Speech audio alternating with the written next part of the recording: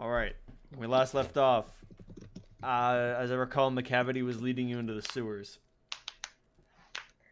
Yes. I believe we had set off, yeah. And, I mean, if there's anything else you guys want to do in the world bazaar, you can just plug it in. I'm fine. No, I believe that we are as prepared as we're going to be. I mean, the more I look at your character sheets and your conspicuous lack of magical items, the more I tend to disagree, but hey, whatever. You distinct lack of magical items. Do you want an updated character sheet? Oh no, I don't know what exactly you have, but just like in my mind's eye, I'm reasonably certain. Once again, by fault only of my own, you guys are like 50% under how much magical items you should have. Give me a second. Like if you tallied up all the costs, I guarantee you guys are under market value. I think You that tend to forget to give us treasure for 20 sessions at a time. So. Excuse me, I don't forget to give you treasure. There's just no one to give it to you. Yeah. Here you go. Thank you. Take a look. Oh, I don't God. think I've added in my goggles of night yet. Let me just... But Is that with the addition of the goggles? right. But yeah, like that. My issue with treasure has always been who's supposed to give it to you, and the other question that often goes along with it is who made this. Don't worry about it. Someone. Just like, oh, you find a +5 Vorpal sword just hanging out. Wait, who the fuck made that? See, that's one of the reasons why the kind of Pathfinder thing, that just the assumption that you're really, really stocked on magic items, kind of like the 5th edition assumption that you got that magic items are these rare things that you stumble across in sort of random fashions, and it's not like can't buy the perfect item that you want. It's just I don't like that. I also But don't that's like just that, me. only because I feel like it leads to too many people's equipments getting broken. Then again, So have a cleric with mending. on the flip side, the Pathfinder problem is just like, oh, well, did you go down the Sunderfeet line? Well, you're fucked. It's useless. Do you have an adamantium weapon? No, it's useless. It can't do anything. Cold iron. Cold iron's the way to go. Transmutation is the key, my boy. Transmutation is the key. I'm biased. I'm glad you got that. I like untyped damage. Untyped damage is the best damage. I do 28 d10 damage. What kind? Untyped. Oh. It's not force. It's not sonic. It's not fire. It's not slashing. It's not acid. It's not bludgeoning. It's just hurt. damage. What does it work on? Everything. Anyway. Did you guys stock up on perfume? No. I still Maybe have we my do perfume that. mask. We probably would stock up if we're going into anything sewer-like on the anti-disease agents and I've the got stuff antitoxin, anti-plague, blade guard. the stuff that we didn't have the last time that would have helped us. Well, you had it before. The issue is that you have to take it before you make the save. Right. That's the trick. And just like, I was like, oh, roll versus poison. And someone was like, hey, I have antitoxin. I'm like, oh, it only works if you take it before you get poisoned. And you're like, the fuck? How am I supposed to know I'm going to get poisoned? And I sat over here shrugging while laughing on the inside. Right. Of course. That Do was they have very it- funny for 7th level. Do they have any like masks you can wear that have like the little the old Black Plague stuff? You get the aroma in there, so you don't get sickened. Plague Doctor Mint masks? extract. No, the closest you'll get is something like a ski mask with perfume laced into it. They work smarter, not harder. Hello. I've got plenty of money. I think that's I'll be in right the, out. like I'm sorry, I can't really the hear one- you. Thank you. the one gold piece realm or something. Yeah, no. It's Yeah, beef ready food. each of these is 1 gold piece just because like it's good shit. I'll pay for it. It's fine. So deep down into the miry sewer you go.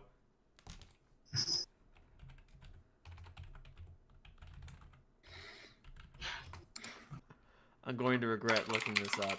Yep, much regret.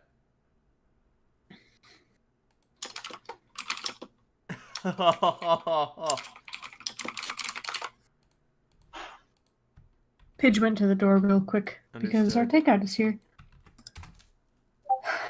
Welcome to the sewers. Oh, I keep Awesome. forgetting to sell those stupid scrolls. Which scroll? We got some scrolls a while back, About to which say, I'm always giving out useless scrolls. yeah, like Chill Touch, Featherfall. Hey, it might come in handy. I don't think it will ever come in handy. What's Chill Touch? What does that do? Not It's a much. spell I have it. It's a spell I have anyway. So it's actually a good Cool. spell. So it's actually good for undead. Hmm. You can scare undead by touching them. It also does like a little bit of negative energy damage to non-undead creatures.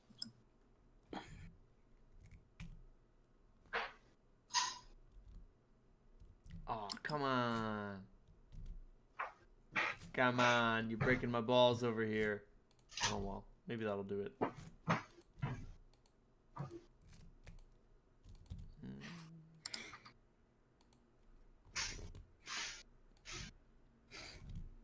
Peripheral egress?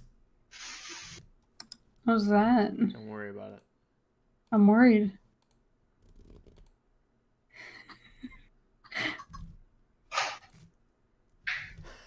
Yeah, I was just checking to see if I could cast it on Holt to give it to him, give him the ability, but no, it's only the caster.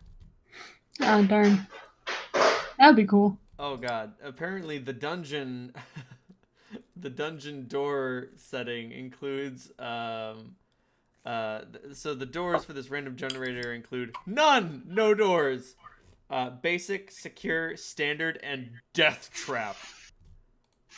Huh.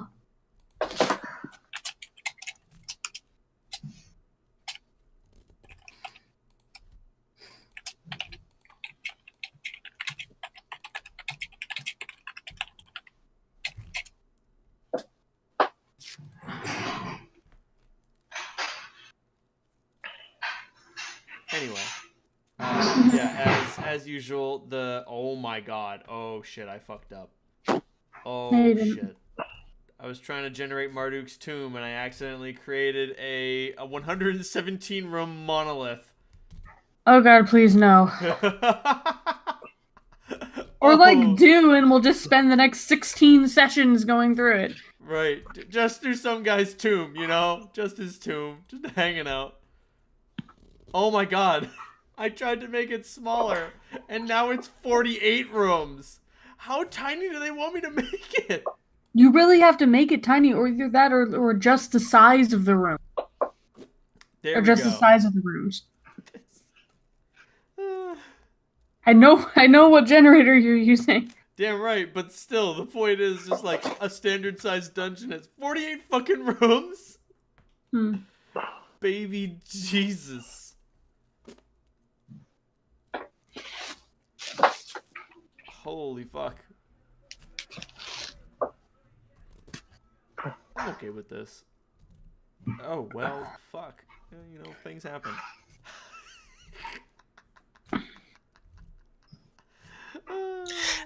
You know what's like a low level spell that I should stock up on? Hmm. Rope Trick. I can't cast it myself, but I can get scrolls of it. Huh. Doesn't It's actually leave a rope behind that's like, oh, nope, nothing's hiding here. basically it means take a rope and it goes up and you can climb it into an extra dimensional portal. Oh. And around 10 creatures can be there, and it pretty much nothing can get to you while you're there. So it's a good way to sleep. Though actually, it occurred to me we have another thing we can do for that. that was the thing I knew there was something I was forgetting. I'm gonna stock up on bedding and such from the ship. I'm gonna put it in our vault. Huh. Okay. So if we need to take a nap, we can just go to the vault. Whoa. That's so smart. I didn't even. Wow. Okay. That's legit, right? Is there contract with the consortium that says we can't do that? No, I mean they'll frown on it and be like, "Are you fucking kidding me?" But there's nothing in the rule that says a dog can't play football.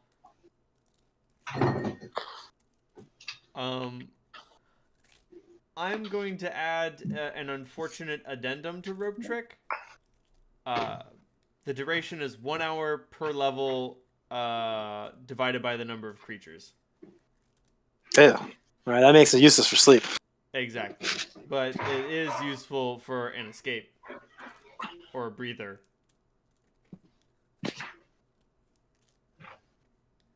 Yeah, that's it. That one and the little tent or little house, whatever. Lehman's little house or tiny hut. Lehman's tiny hut. Of But course, that's not as good. the other issue with Rope Trick is that your opponents can follow you. Yep. But you are pretty hidden, and it is very difficult to track you by any method. Yeah, unless someone's scrying across the plains, they can't get to you. And, like, who the fuck is doing that? Not saying it's not happening, but just who's the fuck? I'll probably pick it up just for the hell of it when I get my wizard spells later on. Yay, wizard spells.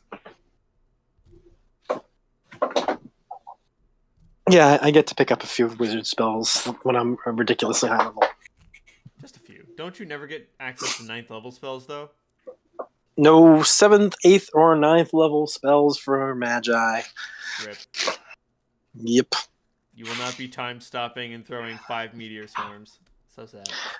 I'll just have. I will have though, which are kind of on that same plane. But This is true. Don't you have the natural disaster hex? I'm back. that is an option. I wasn't planning on taking it. I think I told you last session. The two I was thinking of taking. Right. And I even got stamp of divine approval on those. Stamp that shit. So the sewers are once again disgusting, cavernous, and filled with rats and Autiogs.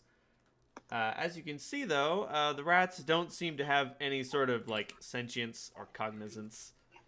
Well, that's good. No more giant half undead rat things. No. That's always a bonus. Man, that rat wasn't even undead. It was just fucked up. It just got Plague too big, ridden. and that's just what happens if you're a rat that gets too big. It was pretty bad, dude. It was pretty bad. So yeah. Yeah, I think you mentioned also some necrotic flesh, things like that. Oh yeah, parts of it were definitely dead, but it was not undead. It did not have the undead type. It was very sick. Let me put it that way. Well, Okay. what's that drug that's big in Russia? Like, it's called crocodile skin. Injecting Yeah. it, like, kills the flesh around the injection Yeah, site. it like literally makes you start falling apart Yeah. at the molecular level. Exactly. That's what that rat had. Gotcha. Yeah. Ugh. What was that, Dave? I said ugh. Yeah, no, it's awful. I don't I was never given a satisfactory explanation as to why people take it. Like, they weren't like, oh man, it gets me high as fuck and I love it. They were just like, I don't know, man. Like, what else am I supposed to do?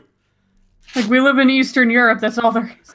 That's all there is. Well, a certain subsection of hardcore alcoholics start drinking Listerine, and that's really destructive. Oh. Boy. Yeah, it's even though Listerine has a pretty high alcohol base, but it's not the type of alcohol you can actually drink. So Why do that to yourself and drink mouthwash when you could just drink Everclear? I don't know. For some reason, they have access to mouthwash. Man. Okay, so one thing that never made sense to me about most games is like, why are the sewers so cavernous? Like in District 4, it makes sense because these were literally caverns and tunnels that were just converted into sewers because it's like, yeah, fuck it, whatever. We're building on top of it. Going over. But like in all other places, it's just like Oblivion. Why the fuck are the sewers so big? So this is very District 4. It's like, oh, we built our city on top of the holy city of our ancestors and gods. Hey, let's dump shit into it. Yep. I think that Solandra would be all about that. On the one hand, like there's the one hand of the shit on the gods, and the other hand of like, oh man, do you hold nothing sacred? Well, in this case, it's more like, no, that's history and knowledge. Who gives a fuck about the gods? But yeah, so it's unpleasant, but you have your perfume masks, so the awful scent doesn't get to you. Solandra, your thoughts immediately turn to prestidigitation. You're gonna need that later. Okay. Because nothing else will get the stains out. McCavity takes out a wand and casts a spell on himself, and the filth literally just falls off his body. He has created an anti-filth shell.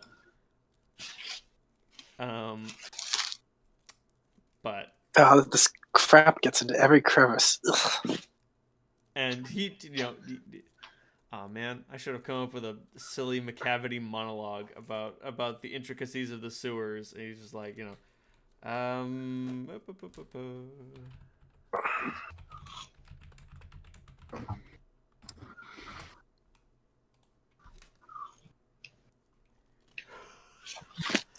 like he's wandering through these tunnels and he's like leading you through different ways, and he's like, you don't want to go down that way. No, the bulldogs live down there. Yes, driven underneath by the efforts of the thunder monkeys. Oh gracious, their turf war means so much to them. And you don't want to go that way. Do you smell the sickly scent of onions? Probably not under those masks of yours. It's Otyog mating season, and that is the scent of an Otyog trying to find a mate. And last thing you want to do is come between an Otyog and their mate, I tell you what. I'll take your word for it. Remember, if you smell flowers, that means they're trying to kill you.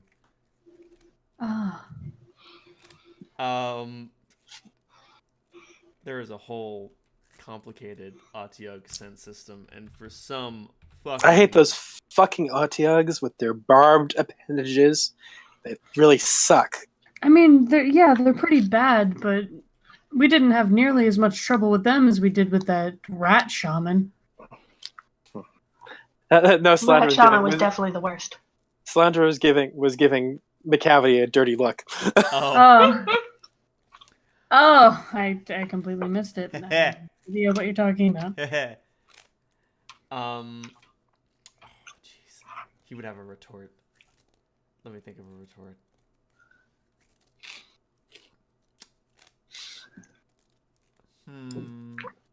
If you think the barbs are bad, your stinging words are worse. They better fucking be. Right. Otyug scent system is like, smoke means come quickly. Flowers means stay away. Sour apples means I'm hungry. You got some food? Rancid meat means, nah, man, there's no food here. Wet fungus is, I got some food here. Rotten potatoes, food here sucks. Ammonia, time for a moot. I bet you didn't know that Otyugs had moots, did ya? Actually, you did explain that to us. Oh, pardon me. Good. I'm glad I did. Old wine means I'm injured and I need some help. And onion is I am terribly lost. And the smell of smoke means fireball has hit Otyug. So, as you wander through some, clandestine tunnels, the cavity comes to a nearly unremarkable chunk of wall. Give me some perception rolls, everyone. Got it. Oh, there's no light.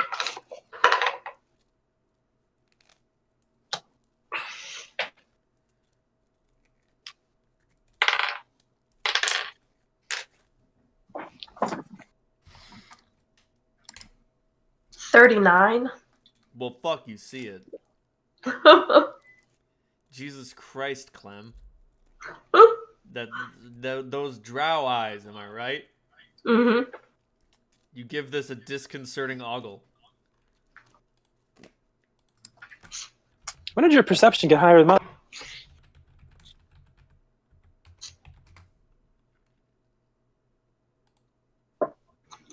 Magical items.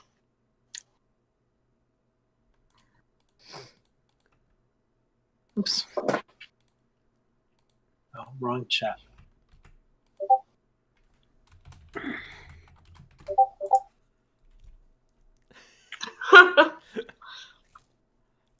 Baby Moses. And Holt, what did you get? No, nothing of any goddamn consequence. Got it. Did you get a 15 or higher? No, I got an 11. Okay, never mind. They're just standing in front of this wall. You guess it must be important. Clementine, Solandra, do either of you speak Celestial? Nope. I think so. Solandra, as you, so Clementine, you're like, there's something funky about this wall. You know, just like the way the bricks line up around it. Oh shit, are those words? Yep. I do speak Celestial. Sounds good. Solandra, you can read the literal writing on the wall, formed out of, covered in filth and grime, but not worn away through the ages. Right upon the wall is just like, turn back now, ye who would dare enter the sacred city of Marduk. We have abandoned it, and with good reason. Well, that's cheery. So basically, this is fucking saying, turn around, get we're fucking out of here. Or we recommend you do the same. McCavity, Makes sense. Brightens up and says, yes, we're not exactly certain what was the matter down there. When we settled in, things were fine. Perhaps whatever the trouble is, it passed, even though it didn't seem like it ever would. Maybe the dragons took revenge. There was an Illithid invasion. I don't know. Infestation of cat people. He chuckles to himself, and he's just like, I don't think an infestation is what we're called. I think we're called packs, he says, as he makes a few arcane gestures on the door, slides some things around in some sort of rather sophisticated unlocking ceremony, ritual, preparation, whatever. And then the wall opens up, revealing a set of tunnels that looks fresher, newer, cleaner. Once we're through, I'll do the prestidigitation thing. I'll do Clementine first, then Holt, then me. Oh, thanks. Make sure Clementine's hair comes out okay, because I imagine it's all matted down with filth at this point. Oh. The ruined tunnels look something like this. Ooh.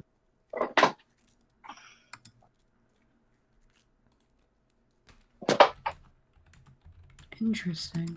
Whoa. And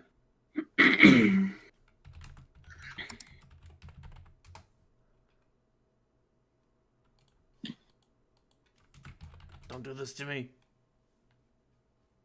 Did I find tunnels in the airport? I don't remember.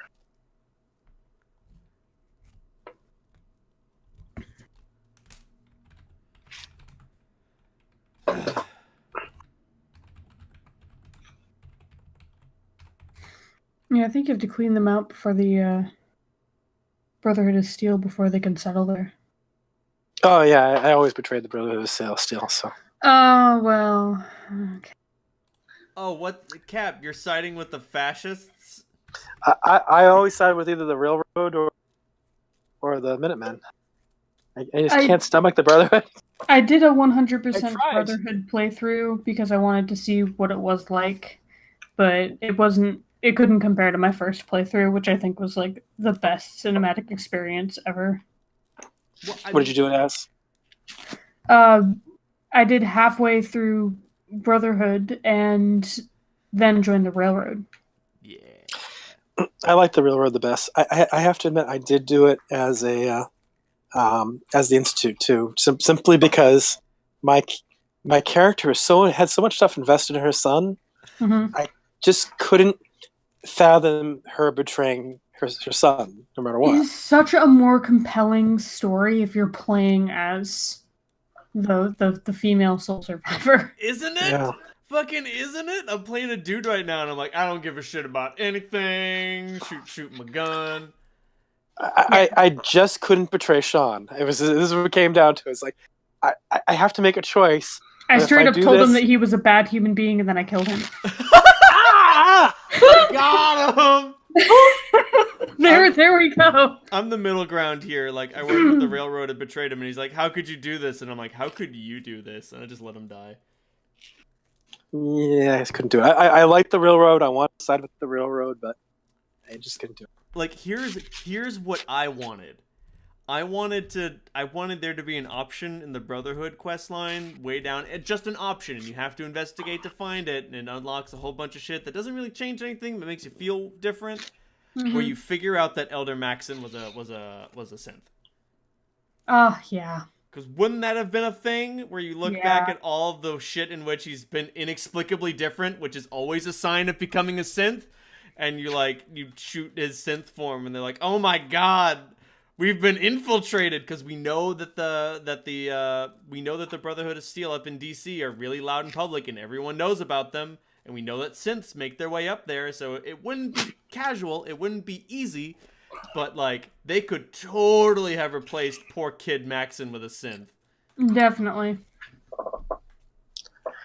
Especially if he goes out on one of those moonlight raids with lions. Come on. It'd be trivial to kill them both and turn Maxon into a synth and have him come back the hero, having killed the super mutant what killed her or whatever, and then you look too deeply into it and you're like, oh my god. But there's none of that. In any event, sometimes the dilapidated, sort of half-functioning electric lights flickering gives way to like pristine zones that weren't touched by some sort of devastation. Mm-hmm. And like some of them have functioning what you would call computers. And McCavity pipes up, having been on your ship. I always thought it was chosen technology. Now I understand that it was. Proto chosen technology almost. Exactly.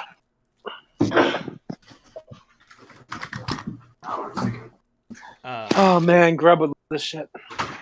He would lose his mind. He doesn't have much fun to start with. He didn't.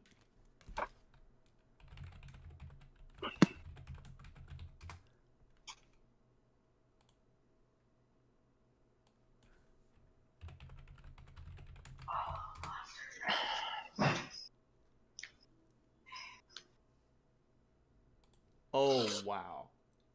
There we go. I found the picture. And, he leads you through some more hallways. This is over the course of hours. Like I don't want to be like, "Oh, it only took a few minutes and oh man, there's the hidden city." No. You guys are like hiking underground for hours and hours and hours. Right. This is just a convenient time skip for narrative. I put on the goggles from time to time. I hand them off to Clementine and Holt if they're interested. No, thank you. Hate those things. I'm like, occasionally you spy something that like could be monstrous or menacing, but it takes one look at you and is like, nope. Not doing that. We're too big. Like, you think you see what might be a slat or something, and that slat is like, fuck that. Fuck it. Fuck that. I don't get paid enough to breed with that. Nope, I'm out. I don't get paid enough to try to implant eggs into those things. I'm not. I'm out. Fuck this. And like in the sewers, like, you didn't manage to stumble onto the Otyugs, which wouldn't know better, but like, you did spy some sort of It was probably some sort of like wraith that lives in the sewers and feeds on the living, and it took one look at you and was like, "Nope, nope, nope. I died once. I'm not dying again."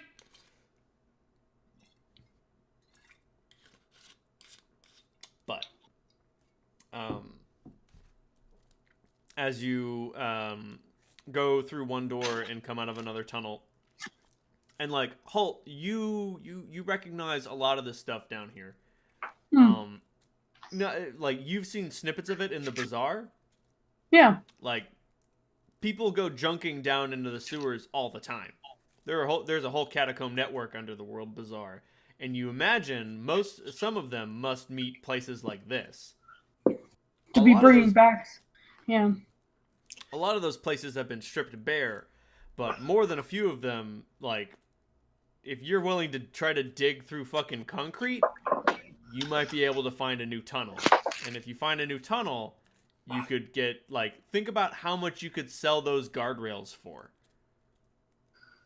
A lot. Yeah, you can make mad bank down there. Like, copper wiring, it's not a lot of copper, but you know what? Fuck it. It's copper wiring, man. Sell it to a gnome who's trying to make sell it to Ankara, you know? They're always looking for wiring for their use in their new machines.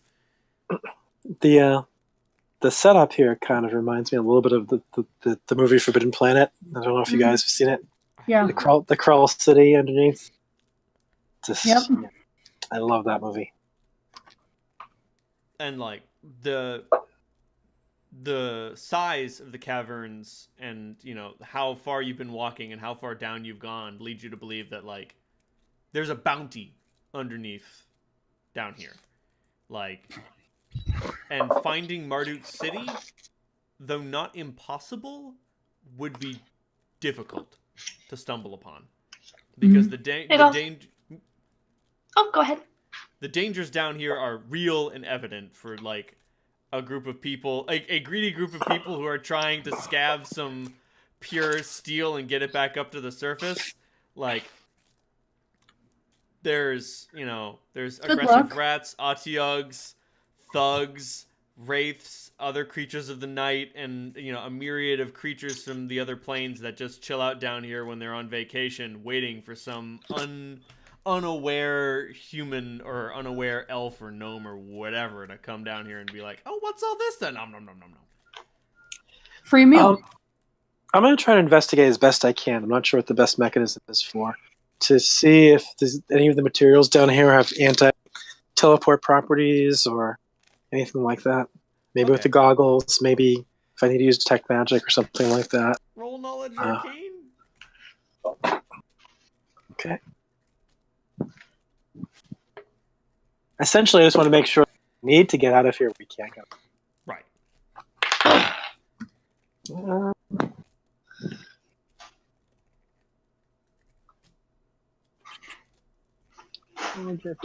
Plus 22, 38. Nothing in here has been purposefully constructed to prevent teleportation, but the issue comes with the sheer amount of mass between you and where you're teleporting. Most teleportation spells don't include or, like, consider how physical mass can cause problems with the process, because for the most part, you just go through the air. With several miles and millions of tons of earth between you and your target, it would be very difficult to miss your mark.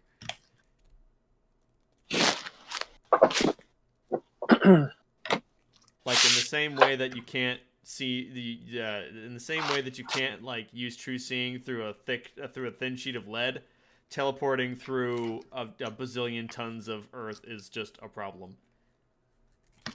Understandable.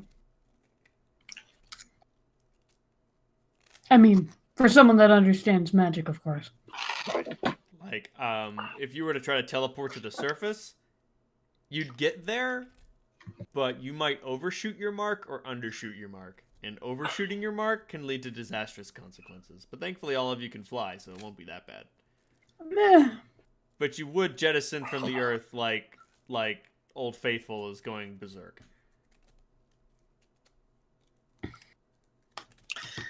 Well, so not first choice, but if we need to get out, maybe only choice. So It will get you somewhere. mean- It will get you out of your situation. But like the sonic screwdriver, if it gets you out of a situation, it'll have to get you into another one. I will not bring this up with my friends at this point.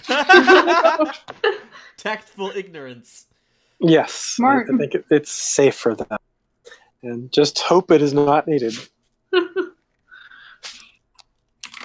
I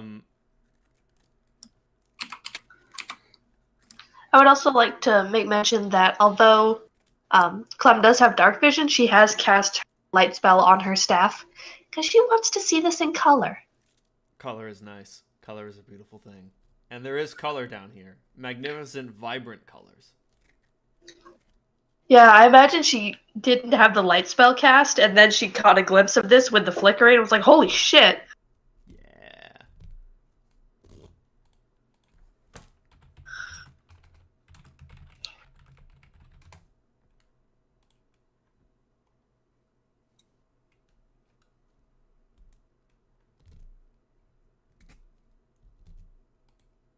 How long has your family been down here, McCavity? Oh, I don't know. You'd have to ask our progenitor. Hmm. I usually don't keep track of history, that sort of thing. I just bring back material wealth.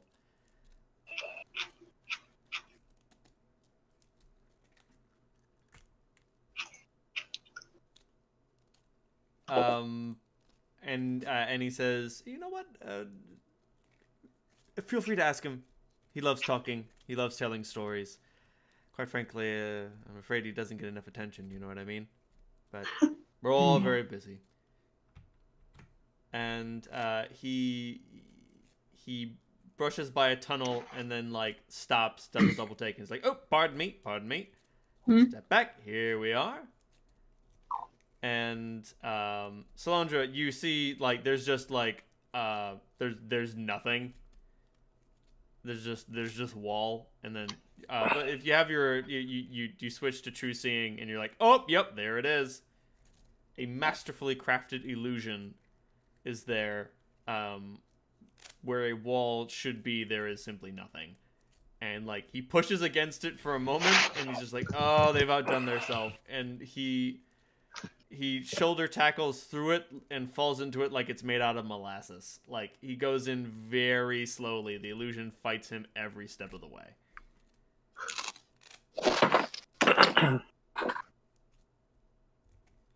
Clem kind of reaches out, like, as slowly as he's falling, like, no.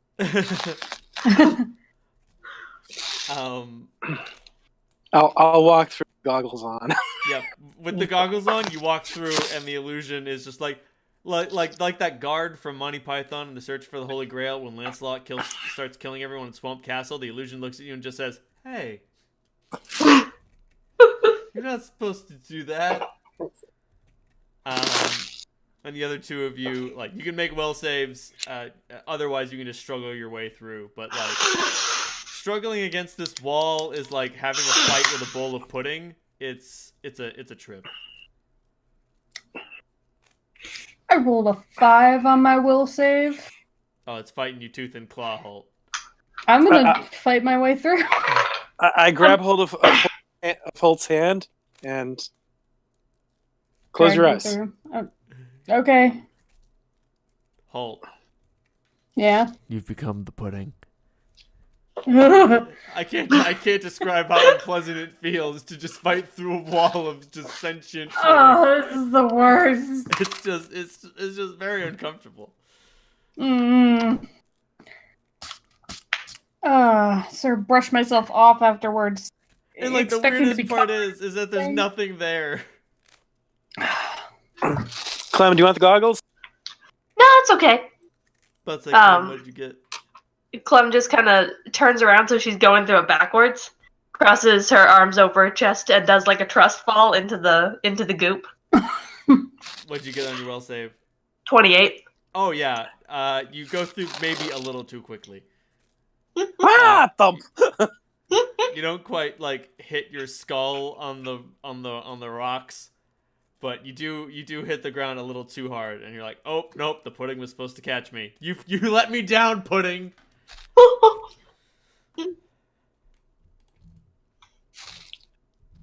And before you is a magnificent city, and McCavity gestures to it and says, "Welcome to Ingsas."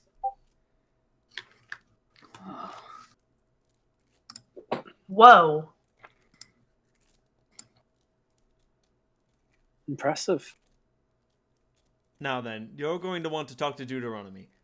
He can tell you more. I've never. I want to talk to everyone.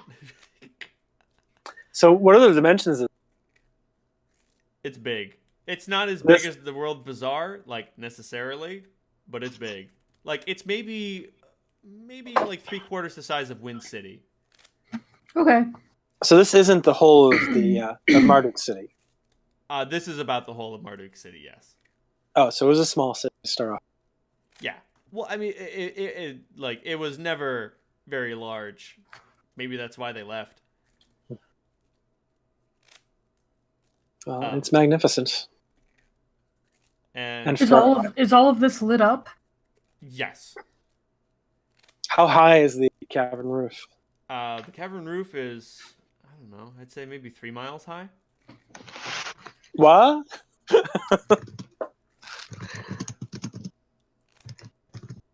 Oh wait, no, never mind. That's way too high. Sorry. I have a very difficult time like visualizing Judging dimensions. Yeah, it's super bad. It's awful. Like 100 yards, I'd so you know what? I'm gonna put it at a slick 600 yards. Okay, that's pretty big. So that's big. Like there's a lot of headspace. That's Yeah. enough for weather. I hadn't considered that, but I like it. What kind of weather? You know, underground weather. Goodness. And like, you know, there's a whole bunch of cat folk running around the streets. A lot of them, you know, tip their cat hats and give little curtsies and bows to McCavity as he struts through the streets. How many of your folk live here? I don't know. I've never taken count. Fewer than you'd expect, even though we have litters. A lot of them are born as normal cats, and they generally make their way to the surface. Halt. Huh. Something sort of just like pops into your head. Yeah. You just sort of like draw a connection. Like you've met the cats of District 3. 4. Yeah. 3 and 4 now. Hmm. The cats in District 3 aren't as smart. Like, you think back to all of the times you saw a cat in District 4 and you thought, is that thing counting? And you realize, it is. It was. So many of them have a couple of extra toes, you know? Right. I wonder if some of them could take a humanoid form and just didn't want to. Perhaps. McCavity scratches his head and he's like, maybe. That's not a bad theory. But Solandra, if you had to guess, you would guess that, like, based on like Hult's musings over the differences in District 4 cats and District 3 cats, that the cats of District 4 have an intelligence score of 4 instead of 2. But, like, that 2 extra points of intelligence separates them from animal kind in a way. How do the cat folk react to some non-cat folk walking around their city? Since you're walking with McCavity, it's not like, oh my god, kill the stone the non-believers, shun the infidels. But it is rather curious. But not like, oh my god, this is unheard of. It's a travesty. What is this? But just like, oh, visitors, huh? Like, this is not something that happens often, but it doesn't happen so infrequently that, like, oh god, no, panic, mass hysteria. Cats and cats living together.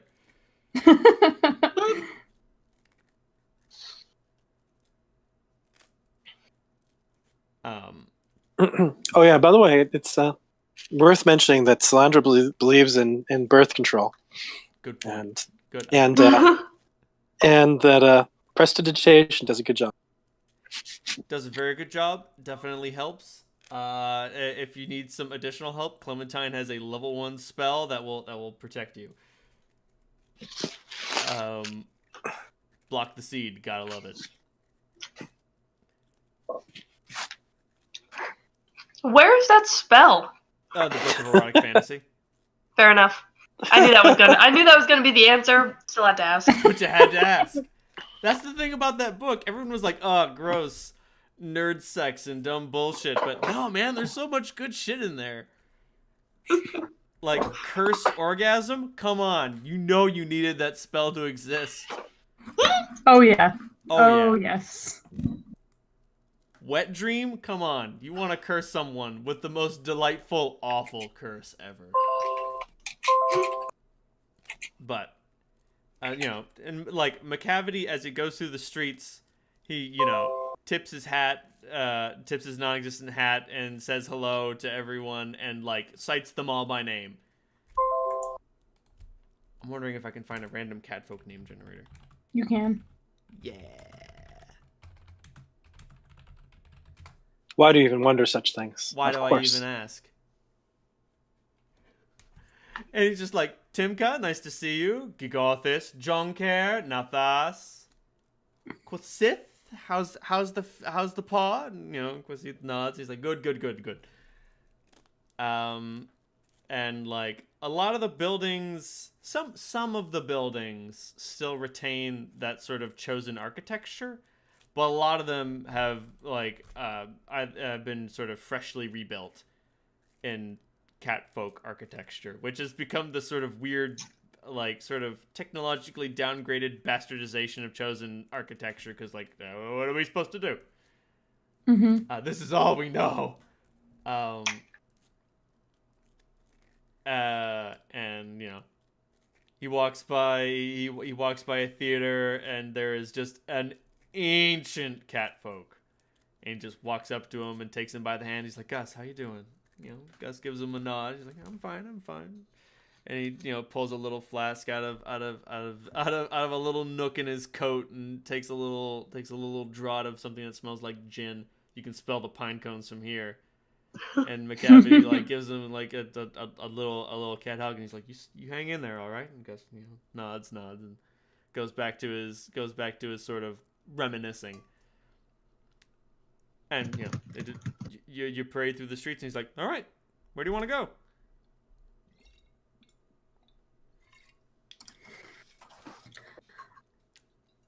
We should probably speak to, who was it you said? Your progenitor? The progenitor, yes. Yes, you should talk to Deuteronomy. Good idea. Sorry, I've forgotten my manners. Follow me. Do you know where Marduk's tomb is? Oh, yes, absolutely. I tried plundering it once. Terrible idea. Went horribly. Almost died. Well, now you've got us. Exactly.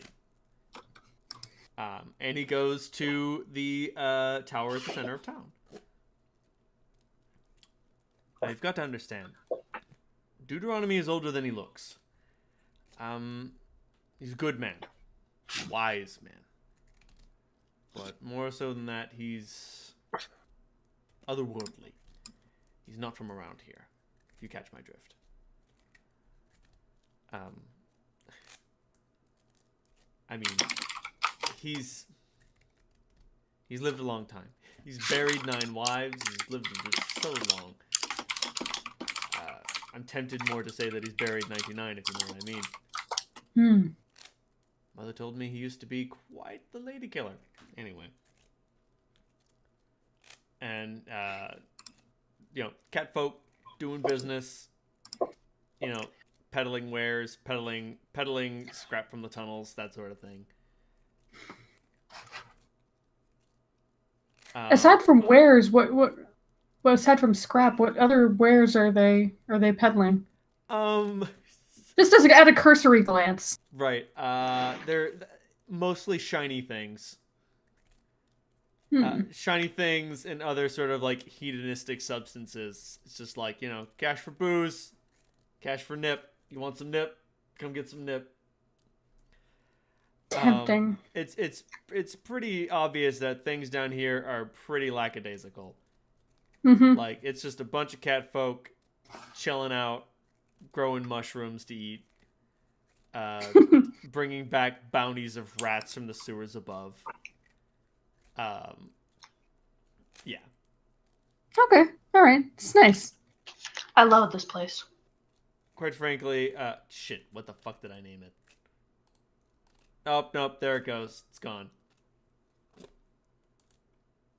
Whoopsie doopsie. Oops. Oh well, it has a new name. Boom. Got it. Zrora. Zora. Come on, it had to have an X or a Z in it. It's too old. It's too old not to. Anyway. Yeah, it seems like life in Zrora is just good. And as you approach the center tower, there is a black cat with a white face and sort of like a white stretch down his front, and he's just like, no, McCavity, Deuteronomy is not to be pestered. He's not expecting any visitors. And McCavity just sort of looks at him and with a sort of disappointed glance and says, I have guests. They're here on very important business. The fate of the world is at stake. He says, you know, like dramatically, but also making fun of how dramatic it is. Right. And he's like, you've got to understand, Mistopheles. You have to let them through. We're very busy here. And Mistopheles says, I have to do no such thing. You'll have to defeat me in a wizard's duel if you want to gain access to the tower. And McCavity says, I'm not a wizard. And Mistopheles says, that's not my problem.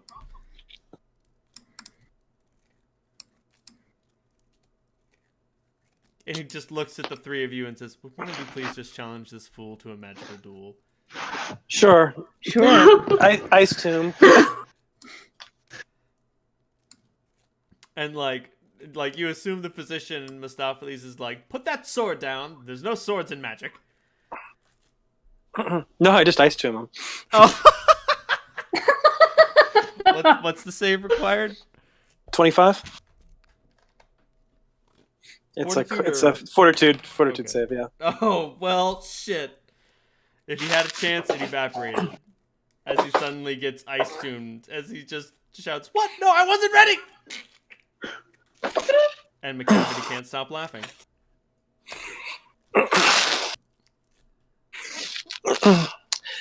If you piss on it, it will melt.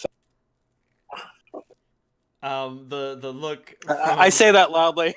Right.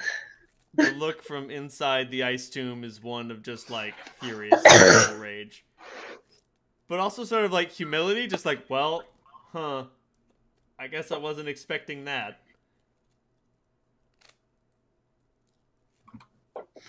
And you know what? McCavity feels like being a prick. So as he walks by, he says, "Now then, do not interrupt the cat master when he's on business," he says, as he knocks the tomb over. Like, with a great expenditure of effort, gets over to the side and just like, kunk. It cracks, but doesn't break. And now Mistopheles is stuck lying on his side for... How long does this tomb last? Yeah, how long is it? 15 rounds. Okay, alright, that's fine. More than enough time for you to get in the door. I thought it was like 15 hours, and it was going to be like, let's see, let me just double check. Storm of freezing ice, 3... Oh, it does do a little damage. that's fine. If the target feels safe, paralyzed, and unconscious, but does not need to eat or breathe while the ice lasts, the ice has 20 hit points. Destroying the ice frees the creature, which is staggered for 1.4 rounds after released. What is the duration? I thought it was 1 round per minute. That doesn't say. Let me check on the PRFRPG.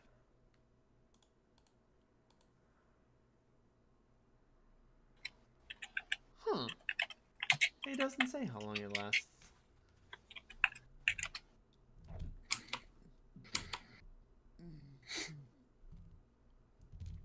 So perhaps indefinitely. You know what? Like, it only has 20 hit points, so it'll last until it melts or until somebody breaks him out. If he hasn't broken himself out by the time we can.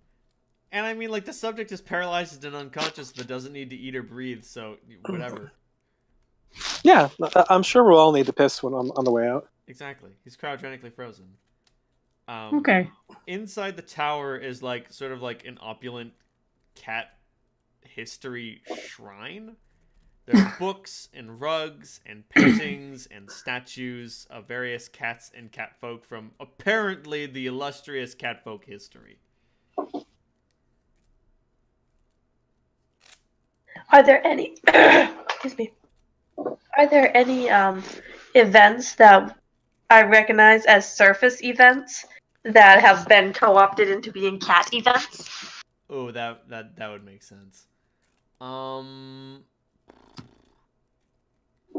One of the necromancer's banishings from like 170 years ago or so is attributed in part, like, the catfolk are like, yeah, the undead came and we kicked their ass. And the great monster, laid siege to our city, and we sent the shambling corpses of the dead back to the dust of the earth. And you're like, oh, they have no idea.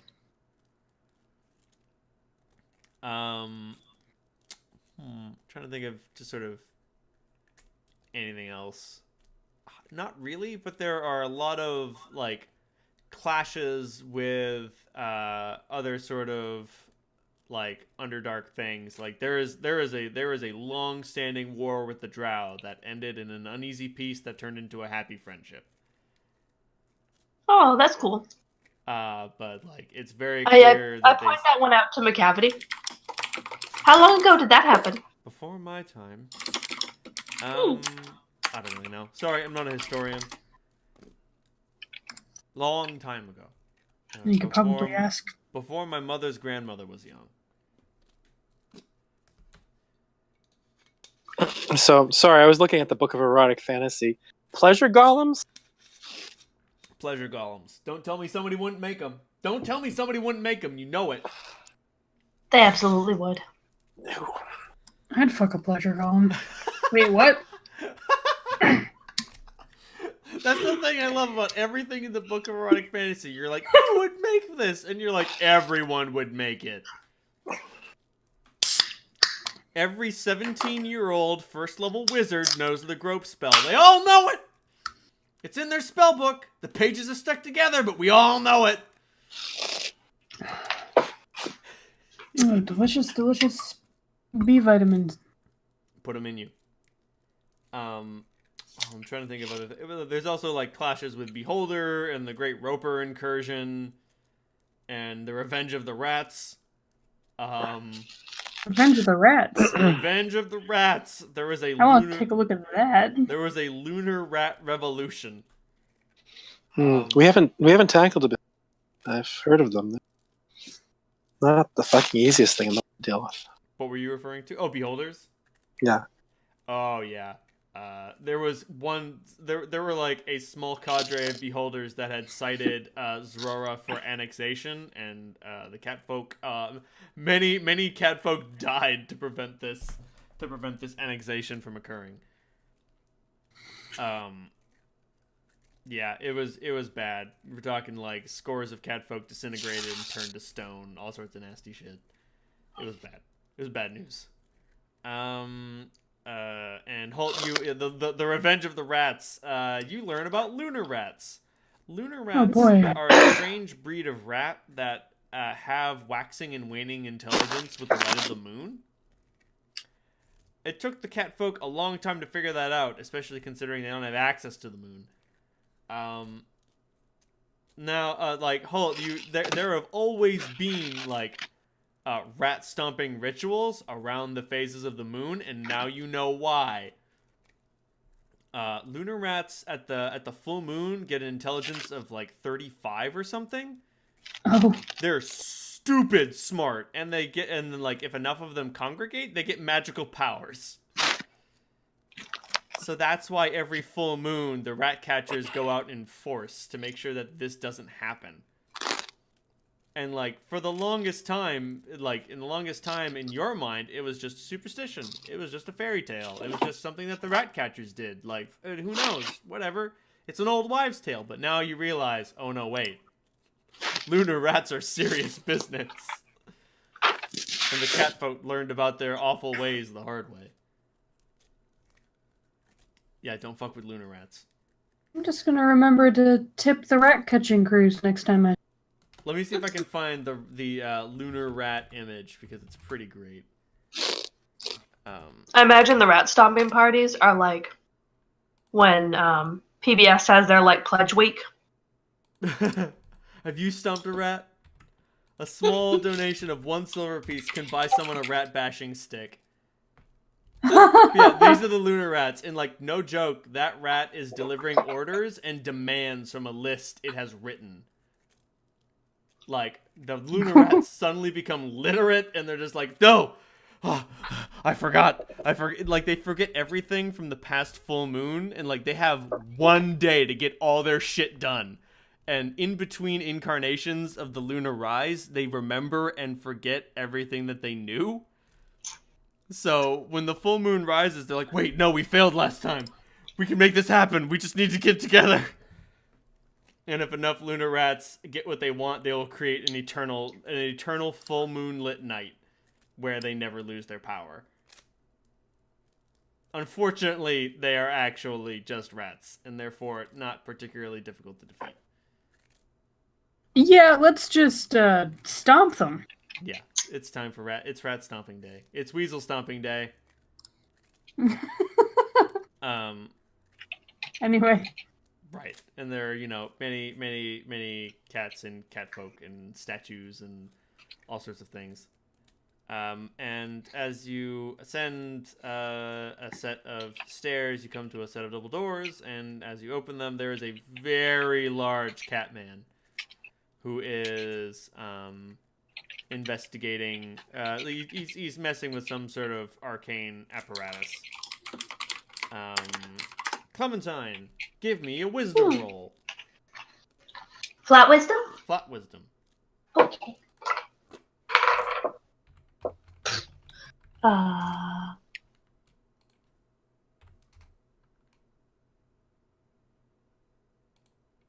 13. Well, shit. Can I get some wisdom rolls for anyone else? Sure. Hey, shut up. No, we have the same wisdom. 17. Damn. Well, it's not 0. Is it a 1? With my -1. Holy shit. Holt, you're thinking about it, and you're like... Holt rolled the highest. Oh my god. Eat me. You're thinking about it, and you're looking at Deuteronomy, and you're like, wait, okay, let me just invoke some Gemma here. Let me get into a Gemma state of mind. Okay, all right. If I'm a scion, and Gemma is a god, that guy is somewhere between scion and god. He's not full god, and he's way more powerful than a scion. He's somewhere in between. He's powerful. He's powerful. In other words. Yes. And it's obvious. Right. Like, he's got a glow. He has a literal old Catman glow. But...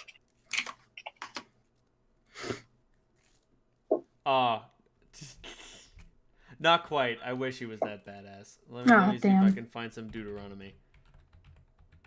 Nah, Deuteronomy is like total like wizard. Oh, wizard badass. Gotcha. Wizard cat. Here we go.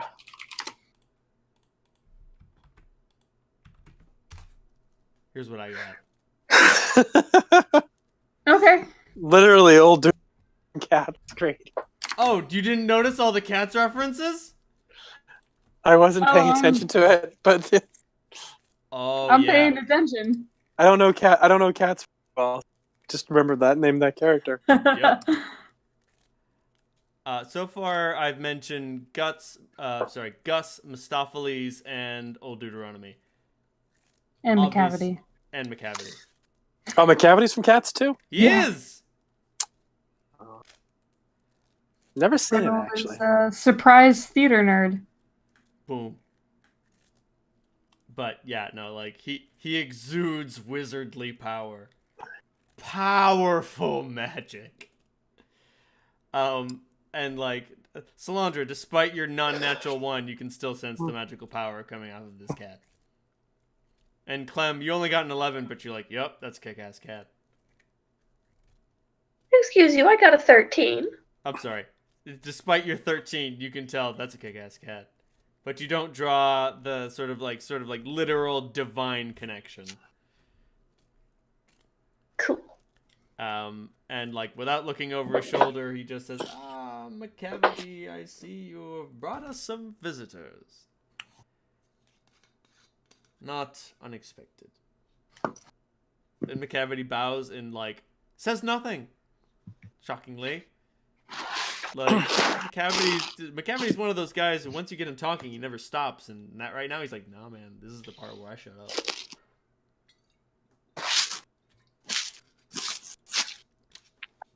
And Deuteronomy looks upon you all and just says, so, who are all of you?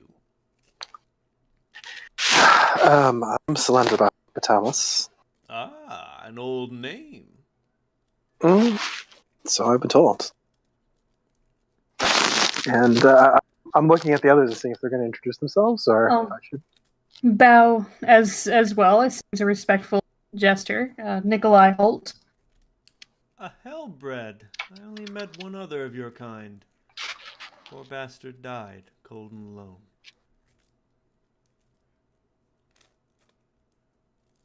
Clementine and you do a little I'm sorry, You cut out super hard. love. Toby.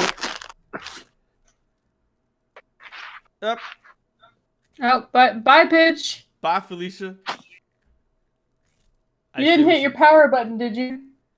Oh my god, please tell me she hit her power button. Are you gonna rejoin us, darling? Close Discord in your task manager. Impromptu tech support.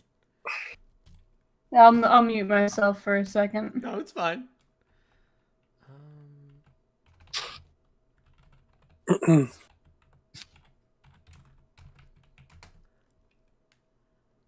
puff a little of my cigarette.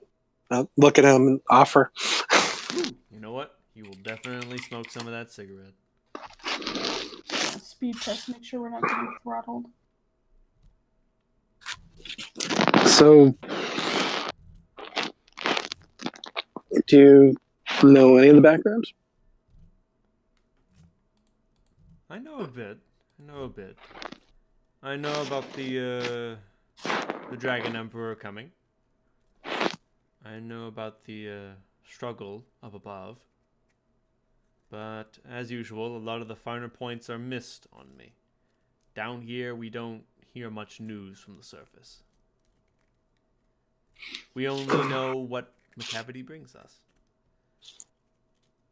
So, you know that by some bizarre luck or design, we're supposed to be leading the charge of blocking him. Interesting. I was vaguely aware of that, but not fully knowledgeable. Sorry, my abilities are deeply tied to my people, and unfortunately, we're dreadfully disconnected. I'm sorry, can someone give me a 2-second rundown of what just happened? If he seems to be in... Oh, sorry. Deuteronomy was just explaining to Solandra that he knows a bit about what's been going on up above, but he's missing a lot of the finer points. Cool. If he seems to be enjoying the cigarette, when I take it back, I'll pull another one out, light it, and hand it to him. He gratefully accepts. It's weird watching a cat smoke.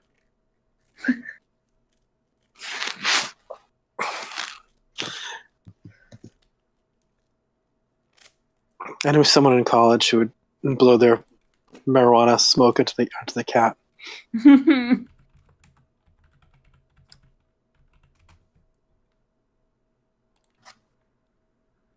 Bad for them, but funny.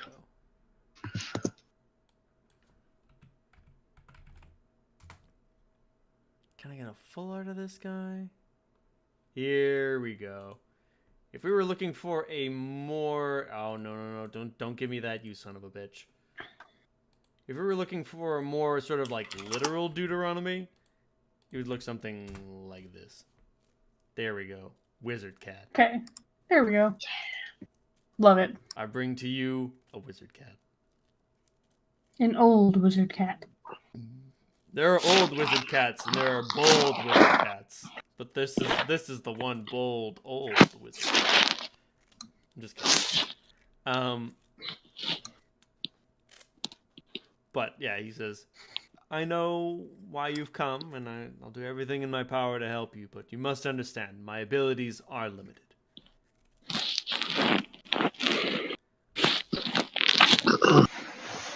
Of course, but we appreciate any help that you can give us.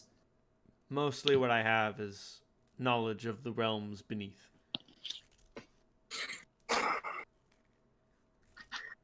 Well, we do have a few things below the city. What was that? We do have some things we're curious about below the city. Ask away. Marduk's tomb. Though I think that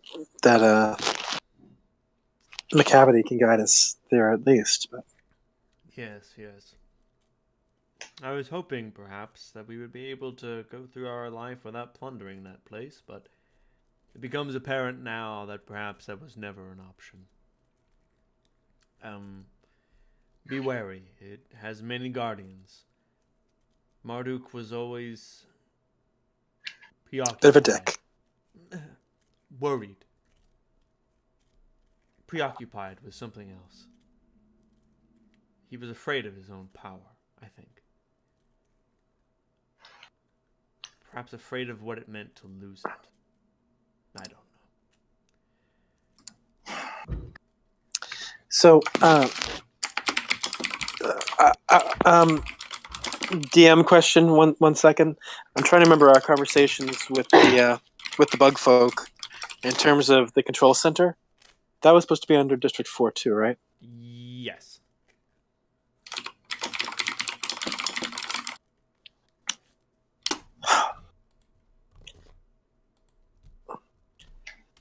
I'm not sure if we're ready to look for it yet, but there's another place that we've been told of.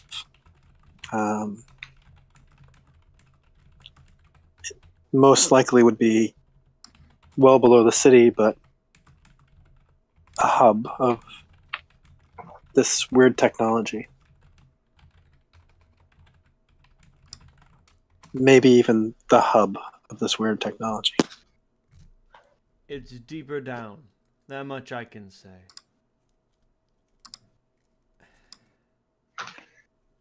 Sadly, I know little of it. Perhaps you should ask Grisabella. She wandered these tunnels far longer and far wider than I ever could have. Be wary and humble. She's very old.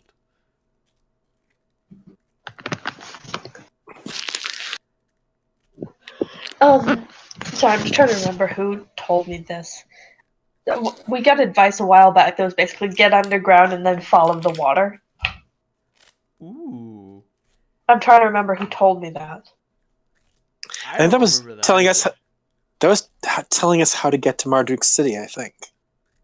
I sort of remember someone telling us that when we look for Marduk City, follow the water, but I can't remember who that was. Yeah. That makes sense, and that was definitely a hint that I wanted to give, because I was like, it's in the sewers! It's really hard to find. So I think we circumvented that clue. Right. Hey, What you about made the the right drow? friends and told them the right thing. What about the drow? Wasn't there something about the drow that you had been told about? We have to go find the drow for some reason. Ask their advice on something. Sorry, cudgeling brain. No, Cold it's fine. medication. Well, Clementine knows that her grandfather is still alive. And, I mean, the drow have been down here even longer than the cat folk. Even deeper. So we may run into them as we search for this hub. Should we have to worry about them as foes? Almost certainly. Oh. Your part drow friend may permit you some clemency, but they are very afraid of the outside world. You've got to understand, things are very dangerous down here. We have the privilege to be somewhat between the world of the beneath and the world of the above. We don't have to deal with as many beholders or illithids or oozes or cyclopean horrors, the likes of which the surface world was never meant to encounter. That's why they wanted our land so direly. And in exchange, I was able to broker peace, giving them some of our resources in exchange for their continued protection. So long as they live, we will not have to face those horrors. And the tribute we give them is a small price to pay to be free of that tyranny.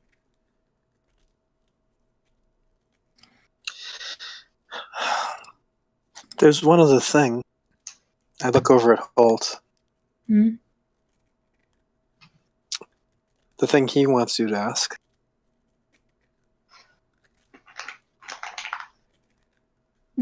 Me? Did Gemma have a question for the cat folk? I don't remember. Well, no, I mean, aren't the dragons down deep too? Ooh. Oh, yes. So the tomb of Marduk is one thing for, but something even more difficult to find. We may end up having to ask the drow for help, but I figure we'll start with what knowledge you have Bless you. about lost and ancient dragons somewhere in the... Ah, yes. Well, perhaps there I can give you some small degree of assistance. You see, it was the dragons who created us. A bit of a... Really? Yes, a bit of a magical mishap, but I'd say that the results were worth it. He says with, like, a too keen grin, missing a couple teeth, but just enough to be like, yeah. I had heard they created kobolds. Kobolds were some sort of aberration of offspring. We are a sort of aberration of their magical power. You see, apparently, as I'm told, bizarre experiments and incantations, something gone awry, a red dragon prank, a misgiven game of Zwogswing, and they created me. Now I gotta look up the dragon game. There's a dragon game, and it's the craziest thing on the planet.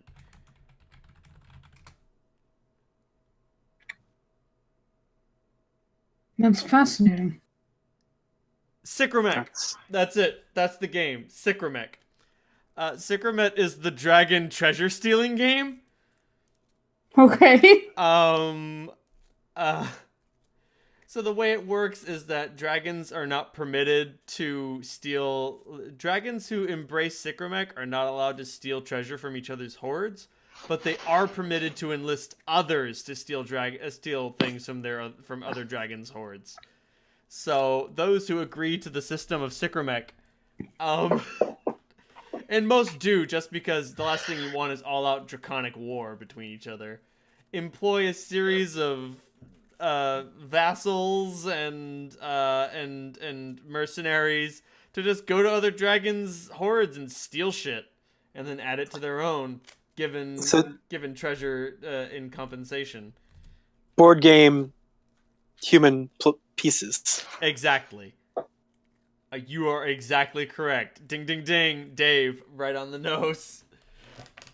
And the dragons play it pretty fucking seriously, as you can imagine. Like, we're talking items in the horde are at stake. And often, items in a dragon's horde are imbued with the dragon's memories.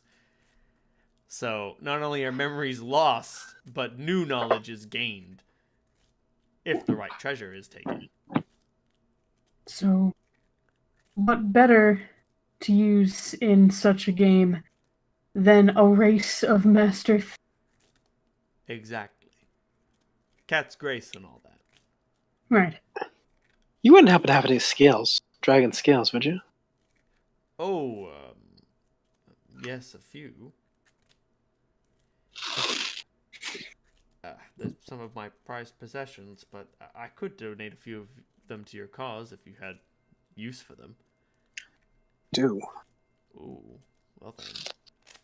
What spell are you thinking about, Dave? As I took it because the material component is dragon scales, which don't exist. Oops. What's the Guess name we of the better spell? go wake up the dragon. It's like dragon's breath or something like that. Hold on, I'm looking them up. It's been a while since I looked at. I thought you were going for a form of the dragon. I looked at that one too, but I said, no, I'm not going to get fooled twice. A scale of the dragon type you plan to assume. Yeah, dragon's breath. It's a very nice offensive spell. Essentially allows you to do sort of fireball type level damage, but in a cone and like all sorts of different elemental types. I am going to limit it. So the type of dragon breath you create is the type of the scale that you have. Yep, that's how it works. Oh, okay. Actually, it doesn't. As listed, you just need a draconic scale. Oh, wait, no, it does. What the fuck? Okay, so form of the dragon clearly states in the component section a scale of the dragon type you plan to assume, but dragon's breath doesn't. It just says a dragon scale. And then in the description of the spell, it reads a spell's effect and energy type would depend on the type of dragon scale used. So never mind, it functions as intended. Poor Pidge. Yeah. Pity the Pidge. Anyway, so yes, he can contribute 2 dragon scales to your cause. You have my gratitude. You may choose which 2 types of scales he gets. Because he has a lot of all of them. Not a lot of each of them. Whoa! Was that? Oh, sorry, I forgot to mute. He's running kind of low on red dragon scales and silver dragon scales. He only has a few of those, and you cannot sense the pleading. You cannot sense the pleading in his eyes as he just begs you, please don't take those. I want them. I like them so much. Well, copper's good, and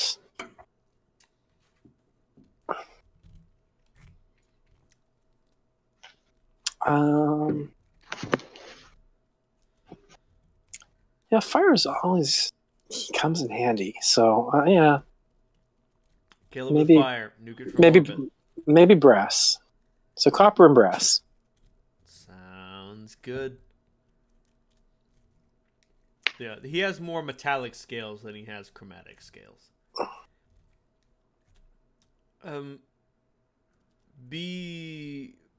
If you should find a dragon's nest down below, be wary to mention the wingless ones. Some of their newborns throughout the ages have been born without wings, and they're very sensitive about the subject. I thought all dragons of Septemport were without wings. No. Some of their wings were removed when they were sent down below. Some of them were able to keep them, and then Some that were born beneath were born with them, and some were born without. That's fascinating. Some, I believe, that the loss of their wings is tied with their incarceration beneath the earth. The more they come to believe that they belong down here, the more likely they are to be born without wings. In the same way that perhaps my people are facing a similar issue.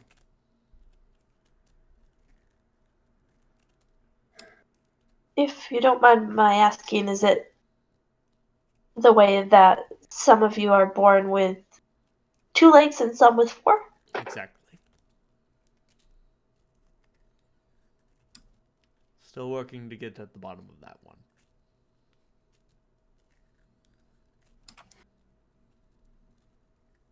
No, I'm kind of curious. I don't think I've been told exactly how the dragons came to be, was you said, imprisoned Yes. down here. They were subjugated by Marduk. He drove them beneath the earth because they were a danger to his power above. And then he interred himself for the same reason.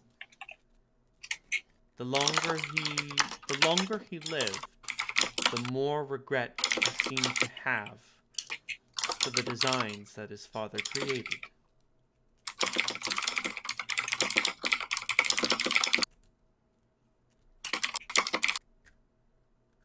Going as far as to hide himself and all he had made beneath the earth, using the last of their power to hide everything he had done.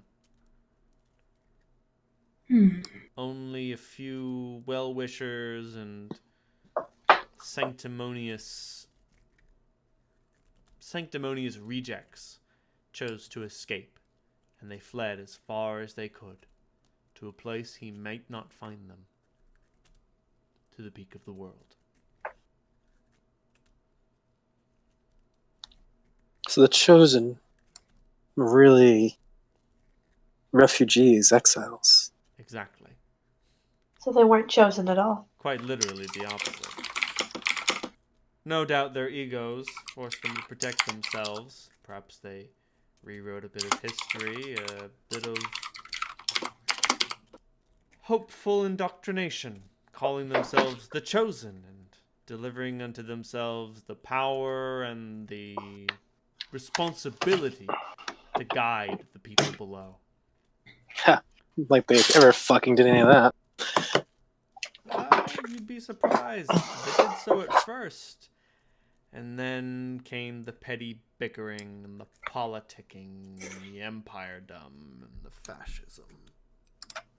And like just it draws his hand to his head like he's very tired. Like he's thought about all of this before, and he can, even though he's never seen the wastefulness of the world above, he can imagine it. Just like how great you could all have it, but you don't.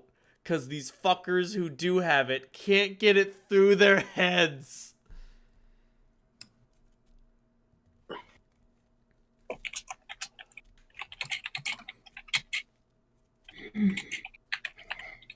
Gears are turning, several things, making a lot more sense. Smoke is coming out of Holt's ears. I'm glad it makes sense. That's my ultimate thing. If something doesn't make sense, be like, Randall, that doesn't make any sense. And I'll be like, ah! And I'll make something up that makes it make sense. Or be like, nope, that didn't happen. I'm wrong.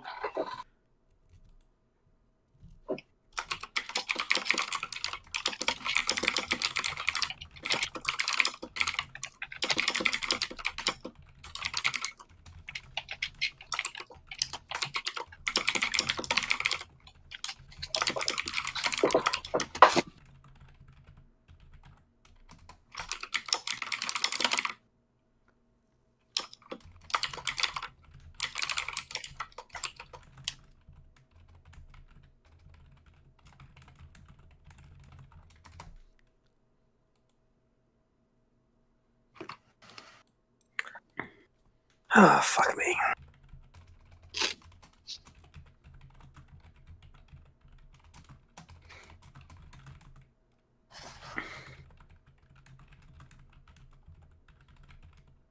It's definitely a possibility that we're entertaining, seeking the aid of the dragons to fight the Dragon Emperor.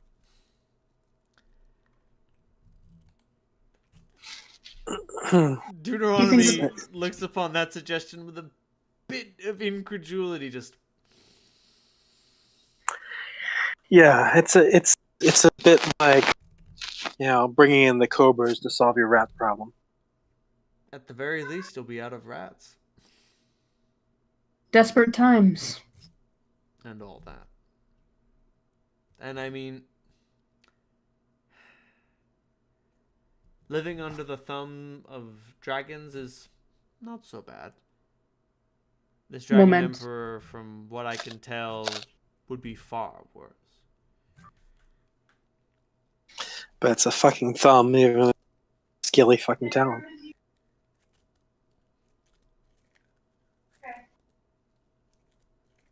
Just a moment. I desperately have to urinate. Yes. Yes, you are. Have fun, darling. I'm back. Welcome back. Sorry. I don't go pee. I had someone calling me and I thought it was an emergency, but it was not. Cap, what's the deal for tomorrow? Are we playing Chris's game? I think so. Did he toss a time at us? Not really. I mean, I told him I can do it, and he hasn't really said anything since. He said 7 to 9:30 tomorrow. I mean, I know that it's your birthday and stuff, and like happy early birthday. But I can do it if you want. I'm essentially. I'm kind of indifferent. I have to go. I have to jump on a plane the next morning very early. So, Just tell him no. Oh no! I mean, I can't. Cap, you can always use me as an excuse. I have to take care of my sick girlfriend. She'll die if you don't. And then you would just send him a picture of me, and he would go, "Oh, holy shit, I understand." So yeah, no, I mean, that girl's on death's door. Cap, I mean, I don't want to lose a ton of momentum because that's something that, like, I know that he's really into and something that really bothers you. And I have no trouble taking breaks for a couple weeks at a time. I don't either. It's really just the beginning of a game because we went like months, literally, after he like started the idea, and then it was like, what are we doing again? Are we doing this? And so if you don't light a fire under his ass, he doesn't like keep things moving. So that's the reason why I've been lighting a fire under his ass, is because he needs the prompting to like schedule things and to tell people what's going on. If he needs the prompting and it would be good for him, I'm okay doing it. Did you guys play with Milo or the story? No, we did not, because I've been having a lot of trouble nailing her down for character details. Okay. I told him it's just like at a certain point you just have to move. You're like a shark. You gotta keep swimming just to survive. Yeah. I mean, it's all in terms of when you're originally starting a game and you're trying to get into your character's skin. Mm-hmm. It's kind of important not to have too many breaks, because then you don't remember what the hell happened. Right? Yeah. I'm just saying, Homestuck went on for 7 years, and maybe that was 5 years too many. I mean, at this point in this game, we've a long time that we kind of know who we are. That's true. I will be around during those times. I'm totally fine. No, like I said, essentially, my mother freaked out the other night when my stepfather organized our the birthday dinner, my birthday dinner, mm-hmm. and he did it. It's like he didn't think I would want to do it on Friday, and so he gave me Tuesday and Thursday as an option. And so my mother found out about that on Tuesday, and she woof. Oh boy. She was not happy. And then of course she's also not happy with JJ because JJ is not interested in birthdays. So Well, okay. Do what you need to do. yeah. Have fun with that shitstorm. Having the game gives me an excuse not to deal with that. So Well, then I will gladly be part of that excuse. yeah. So that's basically my escape hatch. Then I got you. Let me just tag this fucker and tell him it's cool. But yeah, if you don't want to play, it's not an issue at all. I mean, are you interested in the game, or are you kind of just... Yeah, no, I'm definitely interested in the game. Okay. I am just know that I am stretched really thin right now. I know. What? No, you never. 7 games. 7 games? You're living the dream! Kind of. As it were. I'm running 1, and then I've got Septemport, Shields of Baltor, Sentinels, Triage. Whatever the fuck Chris's game is, and then McCree and D and Cleffa. Holy crap! So kind of reminds me of when Sean Lyons was in college and was on the verge of dropping out, and he's like, "Well, I might as well have some fun before I go." So he was in a game literally every night. Well, Chris really is a good game master once he gets going. His descriptions are great. It's just, he has to get over his his paranoia and kind of that's a practice thing. Yep. But he can be very, very good.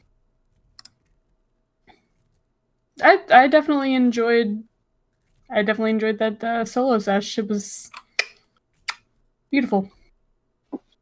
No, 10 it was out of 10 definitely made me cry. In a good way. I had fun with our time. I did. So. It was great. Good job. Thank you. It was nice to get an idea of Geralt too. That was Yeah, I hadn't thought much about her since I made her in April, and she was way more fun than I even thought that she would be. Though I am feeling the whole clerics not having much offensive capabilities. They have some. Sacred Flame. Guiding Guardians. No, it's guiding bolt. Guiding bolt's great first level spell. I don't think I have guiding bolt. You should probably get guiding bolt. You should probably invest in that. I'm just saying.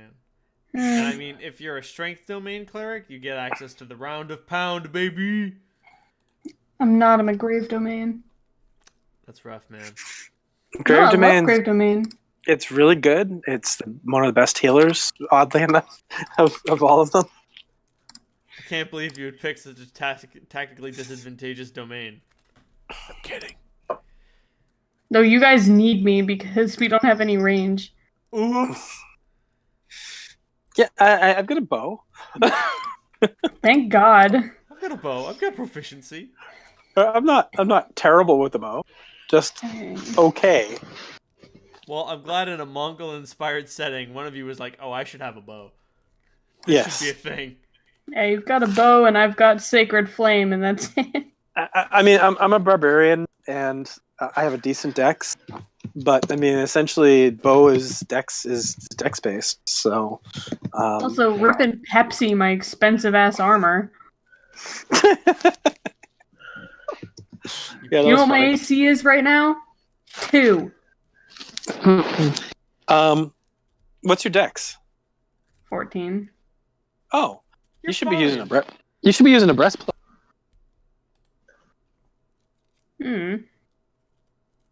Or find me a place where I can get a breastplate and we'll talk. So supposedly, if we turned back, your armor would have been lying on the ground. Just so you know. Motherfuck. That's Chris did mention that. I'm gonna stab Chris to death. Oh well. Now then, back to my game, if you don't mind. Oh, Sorry. certainly. Sorry, we derailed you. I was... Pidge, you're back, right? Yeah. No, it's fine. okay. These things No, happen. I've been here. I just muted myself to blow my nose for a sec.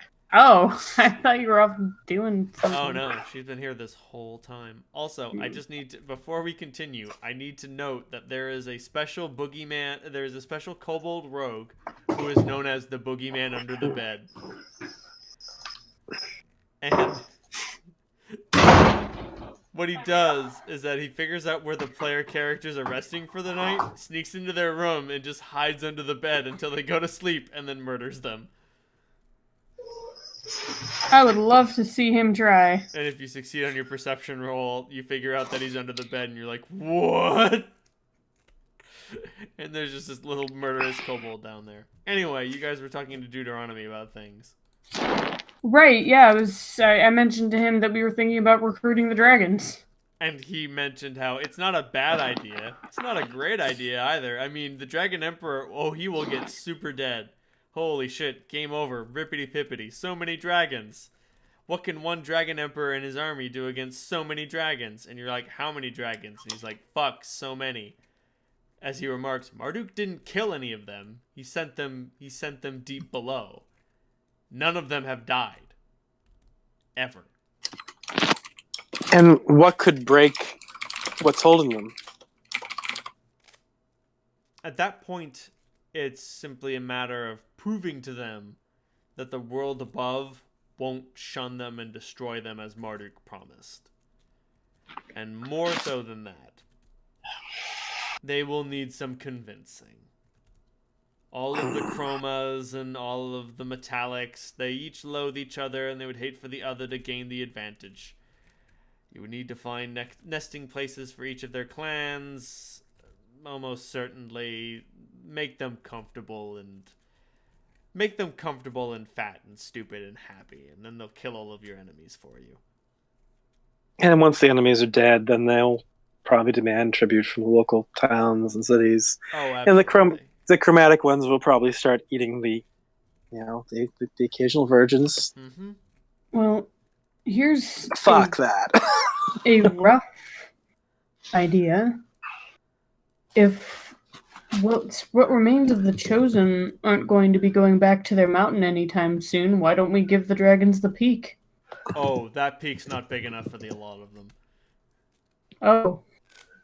You present That was a really good idea, the whole. And Deuteronomy goes on, you present a fantastic idea. Unfortunately, that will not work. Considering it's the fucking highest peak in Septemport, possibly anywhere in the world, I bet that some of them are going to fight over it. He goes on to explain why all of them would fight over it. Let me find all the. He's like, the blues, the whites hate the silvers, and the golds hate the reds, and the blues hate the blacks, and the bronze and the coppers don't get along too good, and the brass and the blues, you can't keep them together, and the red ones hate everybody, and he just goes on and on about all of this deep draconic politics. He does explain that he doesn't have any direct experience with this, but he's done his research. He's a bit. Everybody roll a sense motive roll. He really happened. A 5. Nice work, Holt. Thanks. A 26. Better. and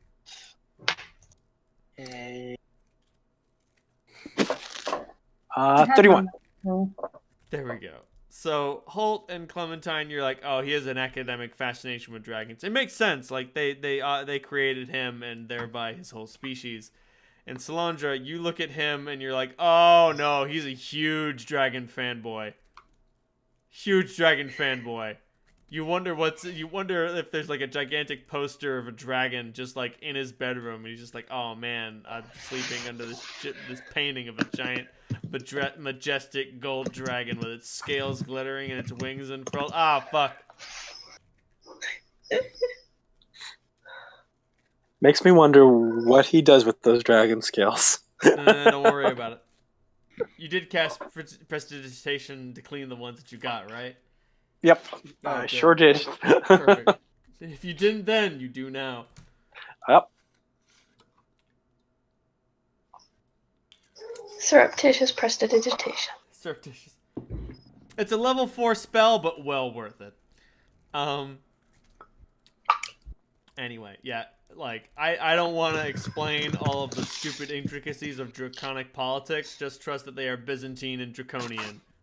Because you're dealing with literal fucking dragons. Well, yeah, the peak might not be big enough for all of them, but that's assuming that all of them would want to help us. And not just a few. That's true. You could pick and choose. But you won't have the power overwhelming that you would have otherwise. No.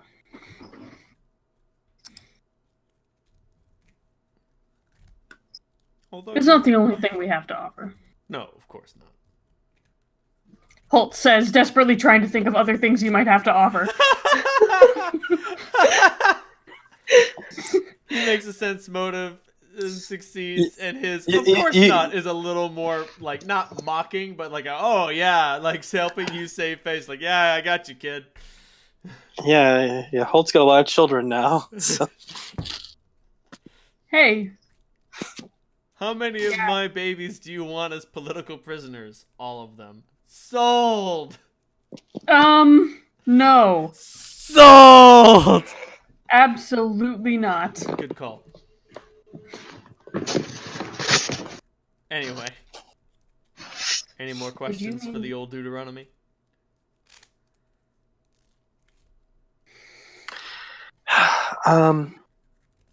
Do you know anything more of Marduk's tomb than I know that I know McCavity's been there, but is there some insights that you might have that he doesn't?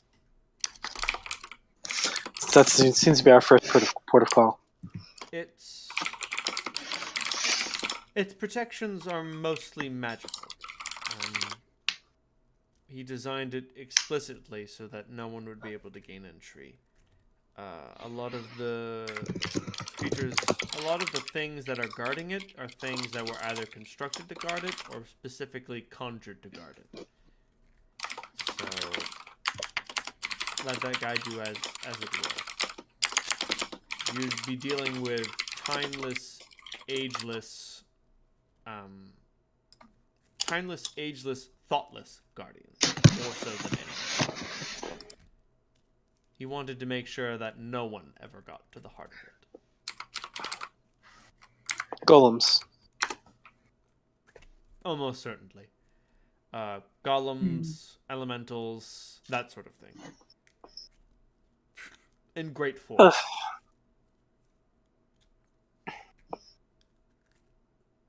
And he looks Thoughtless. to McCavity and just says, "No traps, though." And McCavity says, "Yes, if only." Sorry, out of character because I've got cold brain fog. Is it the tomb that we need the keys to get into? No. No. That's okay. further down. The tomb That's holds... much further down. Yeah. Okay.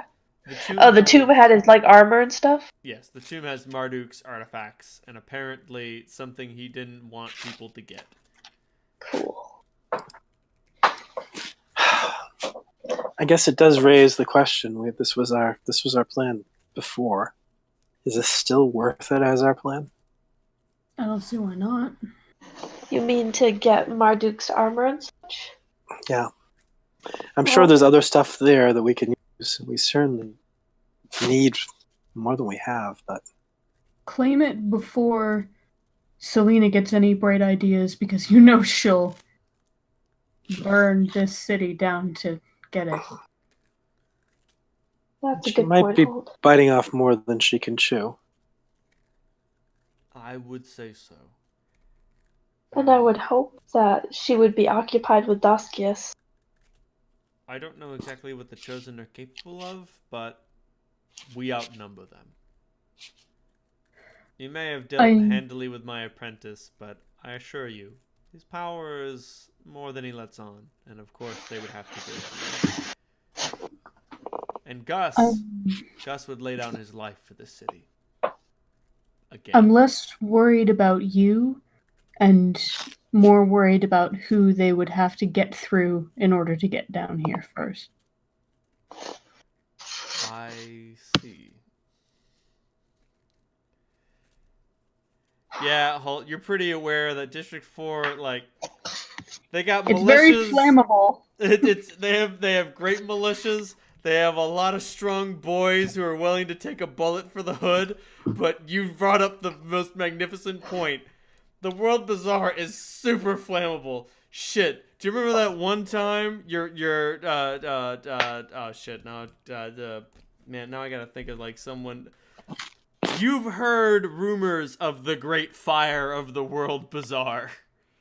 It was before your time. It was before the old timer who was telling you the stories time. But he described a blaze that his grandmother attempted to fight, with bucket brigades that fucking ate the city alive. It was bad. It was a bad time.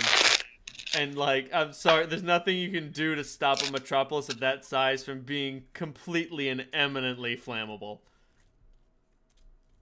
Right. Like it was... it gave me a frighten when I burned down Crash Test's lab. Right. And, like, that was a frighten. That was some frightening. But, like, ever since the Great Blaze, there have been bucket brigades, and there are people who are whose sole responsibility is just to sit near a well with a bucket and make sure that nothing lights on fire. But, like, if the Dreadnought rolls through District 4... no amount of men and women, no amount of brave, stalwart men and women with buckets will stop the blaze from consuming the entire town. Yeah, that's what I'm worried about. Yeah.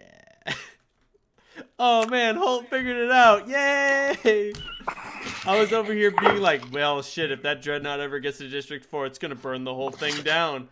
And I figured maybe in your head you were like, they'll fight him tooth and nail. And I'm like, not gonna matter. No. Yeah, we saw what a low end chosen ship could do, or a relatively low end chosen ship could do at Armstrong. That wasn't the Dreadnought, right? That was just a standard warship, wasn't it? That was a standard warship. More powerful than the Corsairs that they have, but not as powerful as the Dreadnought. That thing is a fucking beast. I don't know if oh shit, I totally forgot her name. Vindres. I don't know if Vindres described to you about that thing's capabilities. She did. Okay, good. Because, like, as I recall, it was... I don't remember if it was supposed to be Daskius's father's, like, pinnacle of military engineering, or if it was her father's pinnacle of military engineering. I'm pretty sure that it was her father's, and Daskius, claimed it for his own. Right. So, Emperor Aspartine built that thing just sort of like as a giant failsafe to be like, if any of you motherfuckers stand on a line, I'll get into this thing and fucking murder you. And, oh, whoopsie daisy, now it just so happens that the enemy has it. I whoopsed my doopst. So we've bought ourselves some time, and the people that are, looking for us are currently looking elsewhere. But I think that we have to move quickly. Of course. Deuteronomy, I guess one more question. About the above ground. Do you know anything about Drax? We've been struggling to get more information about him. We saw some of the depictions of your people battling some sort of incursion from the graveyard. Do you know anything about him? A bit. It should come. It should come as no surprise that more undead live below than live above. Mostly we get those down here that fear the light of day. We know a couple of those ourselves. So, strangely, Slender grimaces. Strangely, they're somewhat removed from his infernal influence. He seems to be so much more concerned with the world above, in my experiences with him. He used to be so civil. So you know that he's changed. Yes. I'm not exactly certain the source of it, really. I would assume, based simply on what I've been able to discern and what I've been able to tell from my own studies, that it has to do with control. It's so much easier to control the mindless than it is to control the minded. And, you know, he goes on to explain that, like, Dominate Monster is an 8th level spell, whereas Control Undead is, like, what, a 3rd level spell? Something like that. Yeah. So, like, controlling something as powerful as Drax is not as simple as casting Command Undead or some such. But if you were to try to make it permanent, you wouldn't want him to be at full... Even if he is at full power, you wouldn't want him at full cognizance. You wouldn't want him at full sentience if you were to do such a thing. So could it be the Dragon Emperor himself who's using Drax? Who's corrupted Drax? No. Doesn't He's seem nowhere like his near you, style. though, right? Trying to think of... I mean, we know the Chosen haven't really played in this realm. Who are the other players? Who else could be? I mean, District 5 is a huge mystery. Those with magic down below are myself, and I would never do such a thing. I would never... Back when he was cognizant, Drax and I weren't exactly friends. But I would bring him to dine at my table. Of course, he wouldn't eat or drink anything, but we would chat long into the night. So, please, trust me when I say, I would have nothing to do with such a thing. The Beholders? No, I don't think the Beholders would do such a thing. They rely on their own power. They rely on their His own new form. force. His new form seems fucking fiendish, like demonic more, I think, than diabolic. You said infernal influence. Do you think that it could be some sort of infernal power that's controlling him? No, I don't think so. And then, like, Gemma speaks up in your own head, and it's just like, I would not allow that to occur. Okay. Thank you. Don't worry, got him. If Orcus showed his fucking giant wand and tried to stick it into Drax's undead butt, Gemma would get so fucking nettled. No one likes Orcus. I No don't like one. Orcus. You don't like Orcus. Orcus is such a piece of shit. He's not allowed to do anything. Tell me to go fight Orcus and I'll do it. Orcus comes to Gemma daily and says, "Ah, my lord, I've developed a new plan," and before he can even finish that fucking sentence, Gemma sends him back home without his dinner. Which is funny because he's so large. He's undead.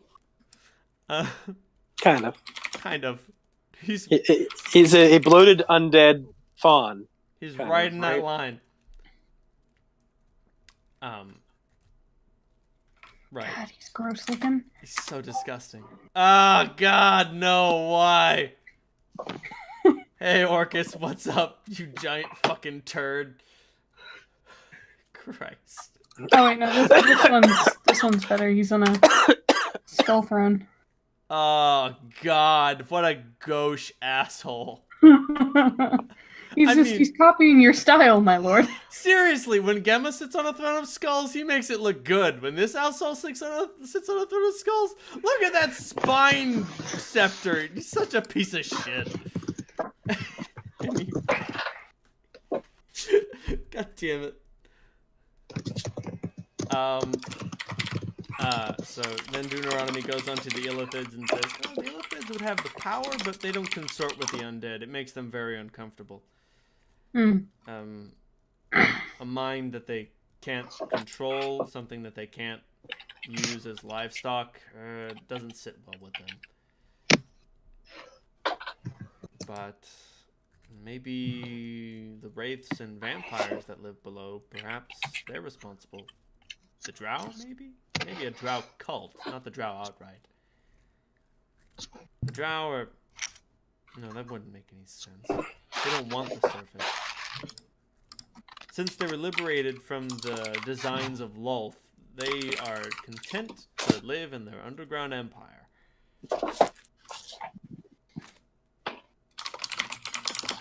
Solandra, you do not know what this Lolth is, but she sounds offensive.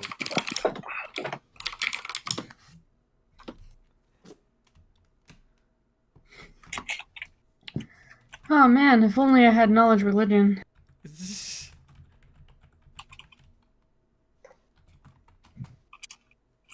I do, by way of my circlet, so.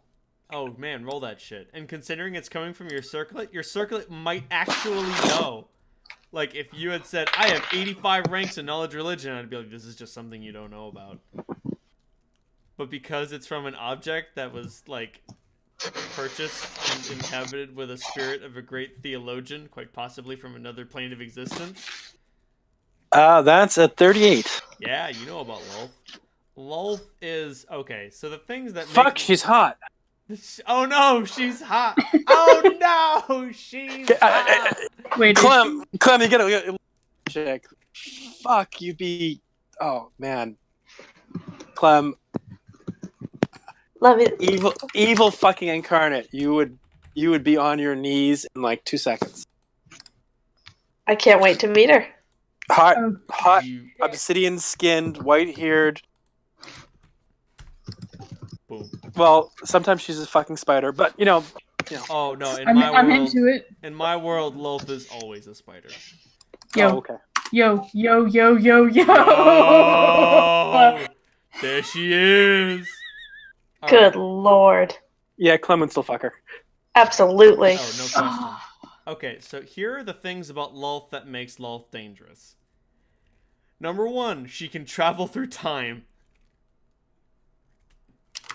Big number 1.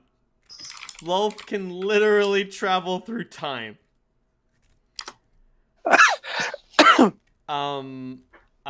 Like Solandra, you got a 38, so you're figuring things out and you're putting things together, and you're like, okay, yeah, Lolth is super dangerous. She can travel through time. She's just like chaos and murder incarnate. Like, she's just like, yes, render all offerings unto me, murder every child. You also recognize, Solandra, do you have any knowledge history? I do. Not a huge amount. Give me a but I knowledge do. history, because figuring this out wouldn't be too difficult. And that's a 24. There we go. That's good enough. I'll give it to you. You realize now, like, your knowledge of the drow is quite limited, but your knowledge I pretty much have one rank against all knowledges, so... Good call.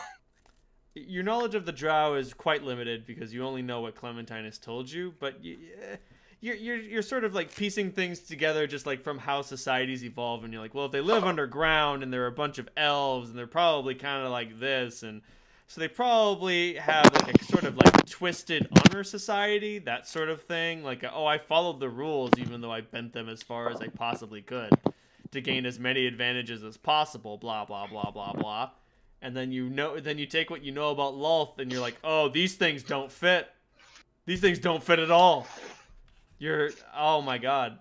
Basically, Lolth and the drow are the sort of toxic romance that you get from having a chaotic evil goddess controlling a lawful evil society. Things just don't work. It sort of reminds me of the relationship between Clementine and her ex. Right, exactly. No. But imagine in this situation, Clementine is the goddess and her ex is the servant. That's a nice thing to imagine. A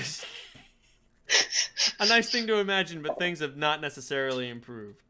But Deuteronomy goes on to explain that they do not worship Lolth, and you're like, I wonder why that is. And you're like, oh, if this thing can travel, if Lulth can travel through time, the first thing the creator would do would be like, nope, anti-Lulth shield, I'm putting that shit up, go away, go home, no Lulths allowed. As he climbed into his clubhouse and put the no Lulths allowed sign outside firmly with an emphatic thwack, and threw rocks at the poor Drider. And by poor Drider, I mean despoiling spider horde. Also, she's like a 25th level cleric, 25th level wizard or some shit. Like, Lulth is excruciatingly dangerous and powerful, barring her abilities to travel through time at will. Right. Yeah. Let's not even go into that. So it's pretty clear that first order of business was get Lulth the fuck out. Which then leads you to the second order of business. Then who is in charge? Then who is the divine pinnacle of the drow? And Kira explains, basically all of the gods in your head raise their head and say, not me. And Solandra, the closest thing you can get to an answer is, Innistree? Yeah, that sounds about right. She's a pretty cool drow goddess. She's some cool shit.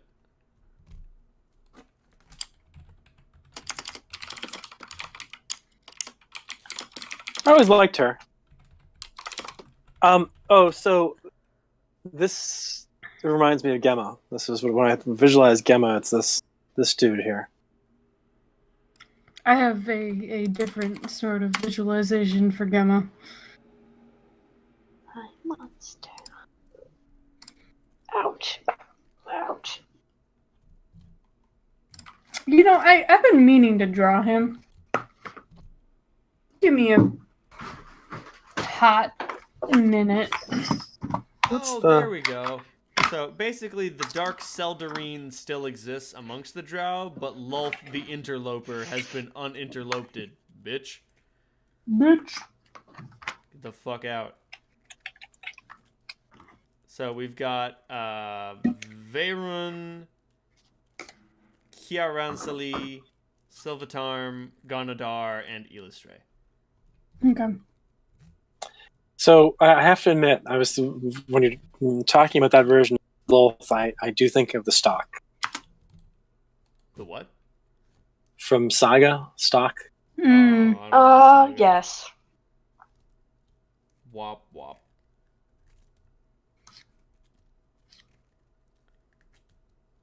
So the points are getting narrower. And you know what? You guys have figured out enough. You know about all the players that live down here. There's also, like, Deuteronomy goes on and, like, rattles through a couple. He's like, well, they're the deep goblins, but it's definitely not them. They're the deep gnomes, and it's definitely not them. They're the deep dwarves, and it's definitely not them. And then there are the vampire counts. Oh, fuck. Oh. Why the fuck are we going beneath this again? Because it's where all the cool endgame shit is.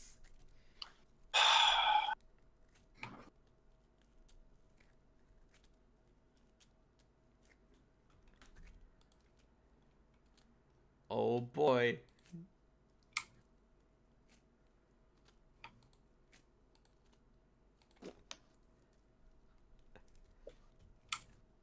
And then, like, he brings his palm to the center of his head, just like in a sort of like, oh, why didn't I see what? Why didn't I figure this out sooner?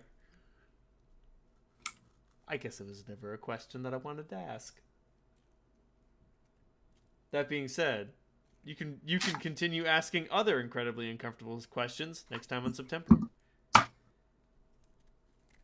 Y'all get 10,000 experience points for a session well played and asking all the right questions.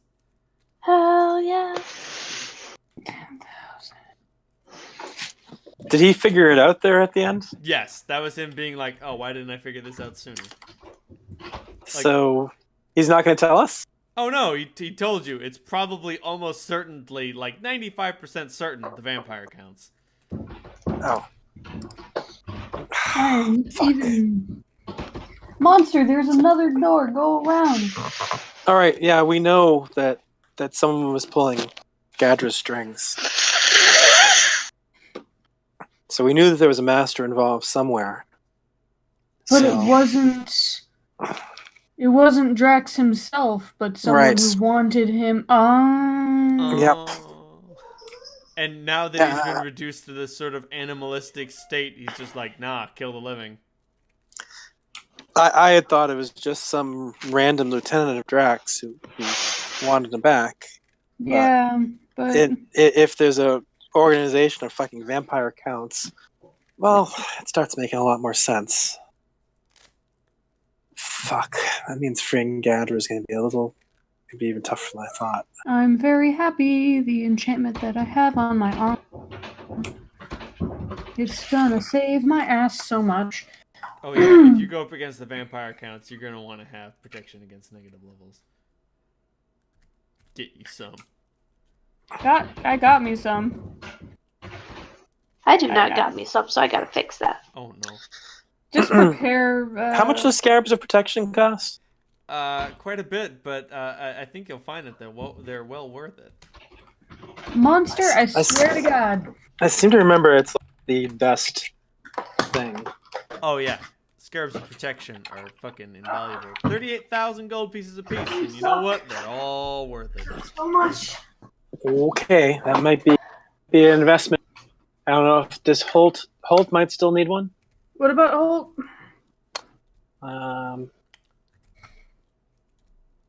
What do you need? Oh, Scarab of Protection. Just wondering if you need one too.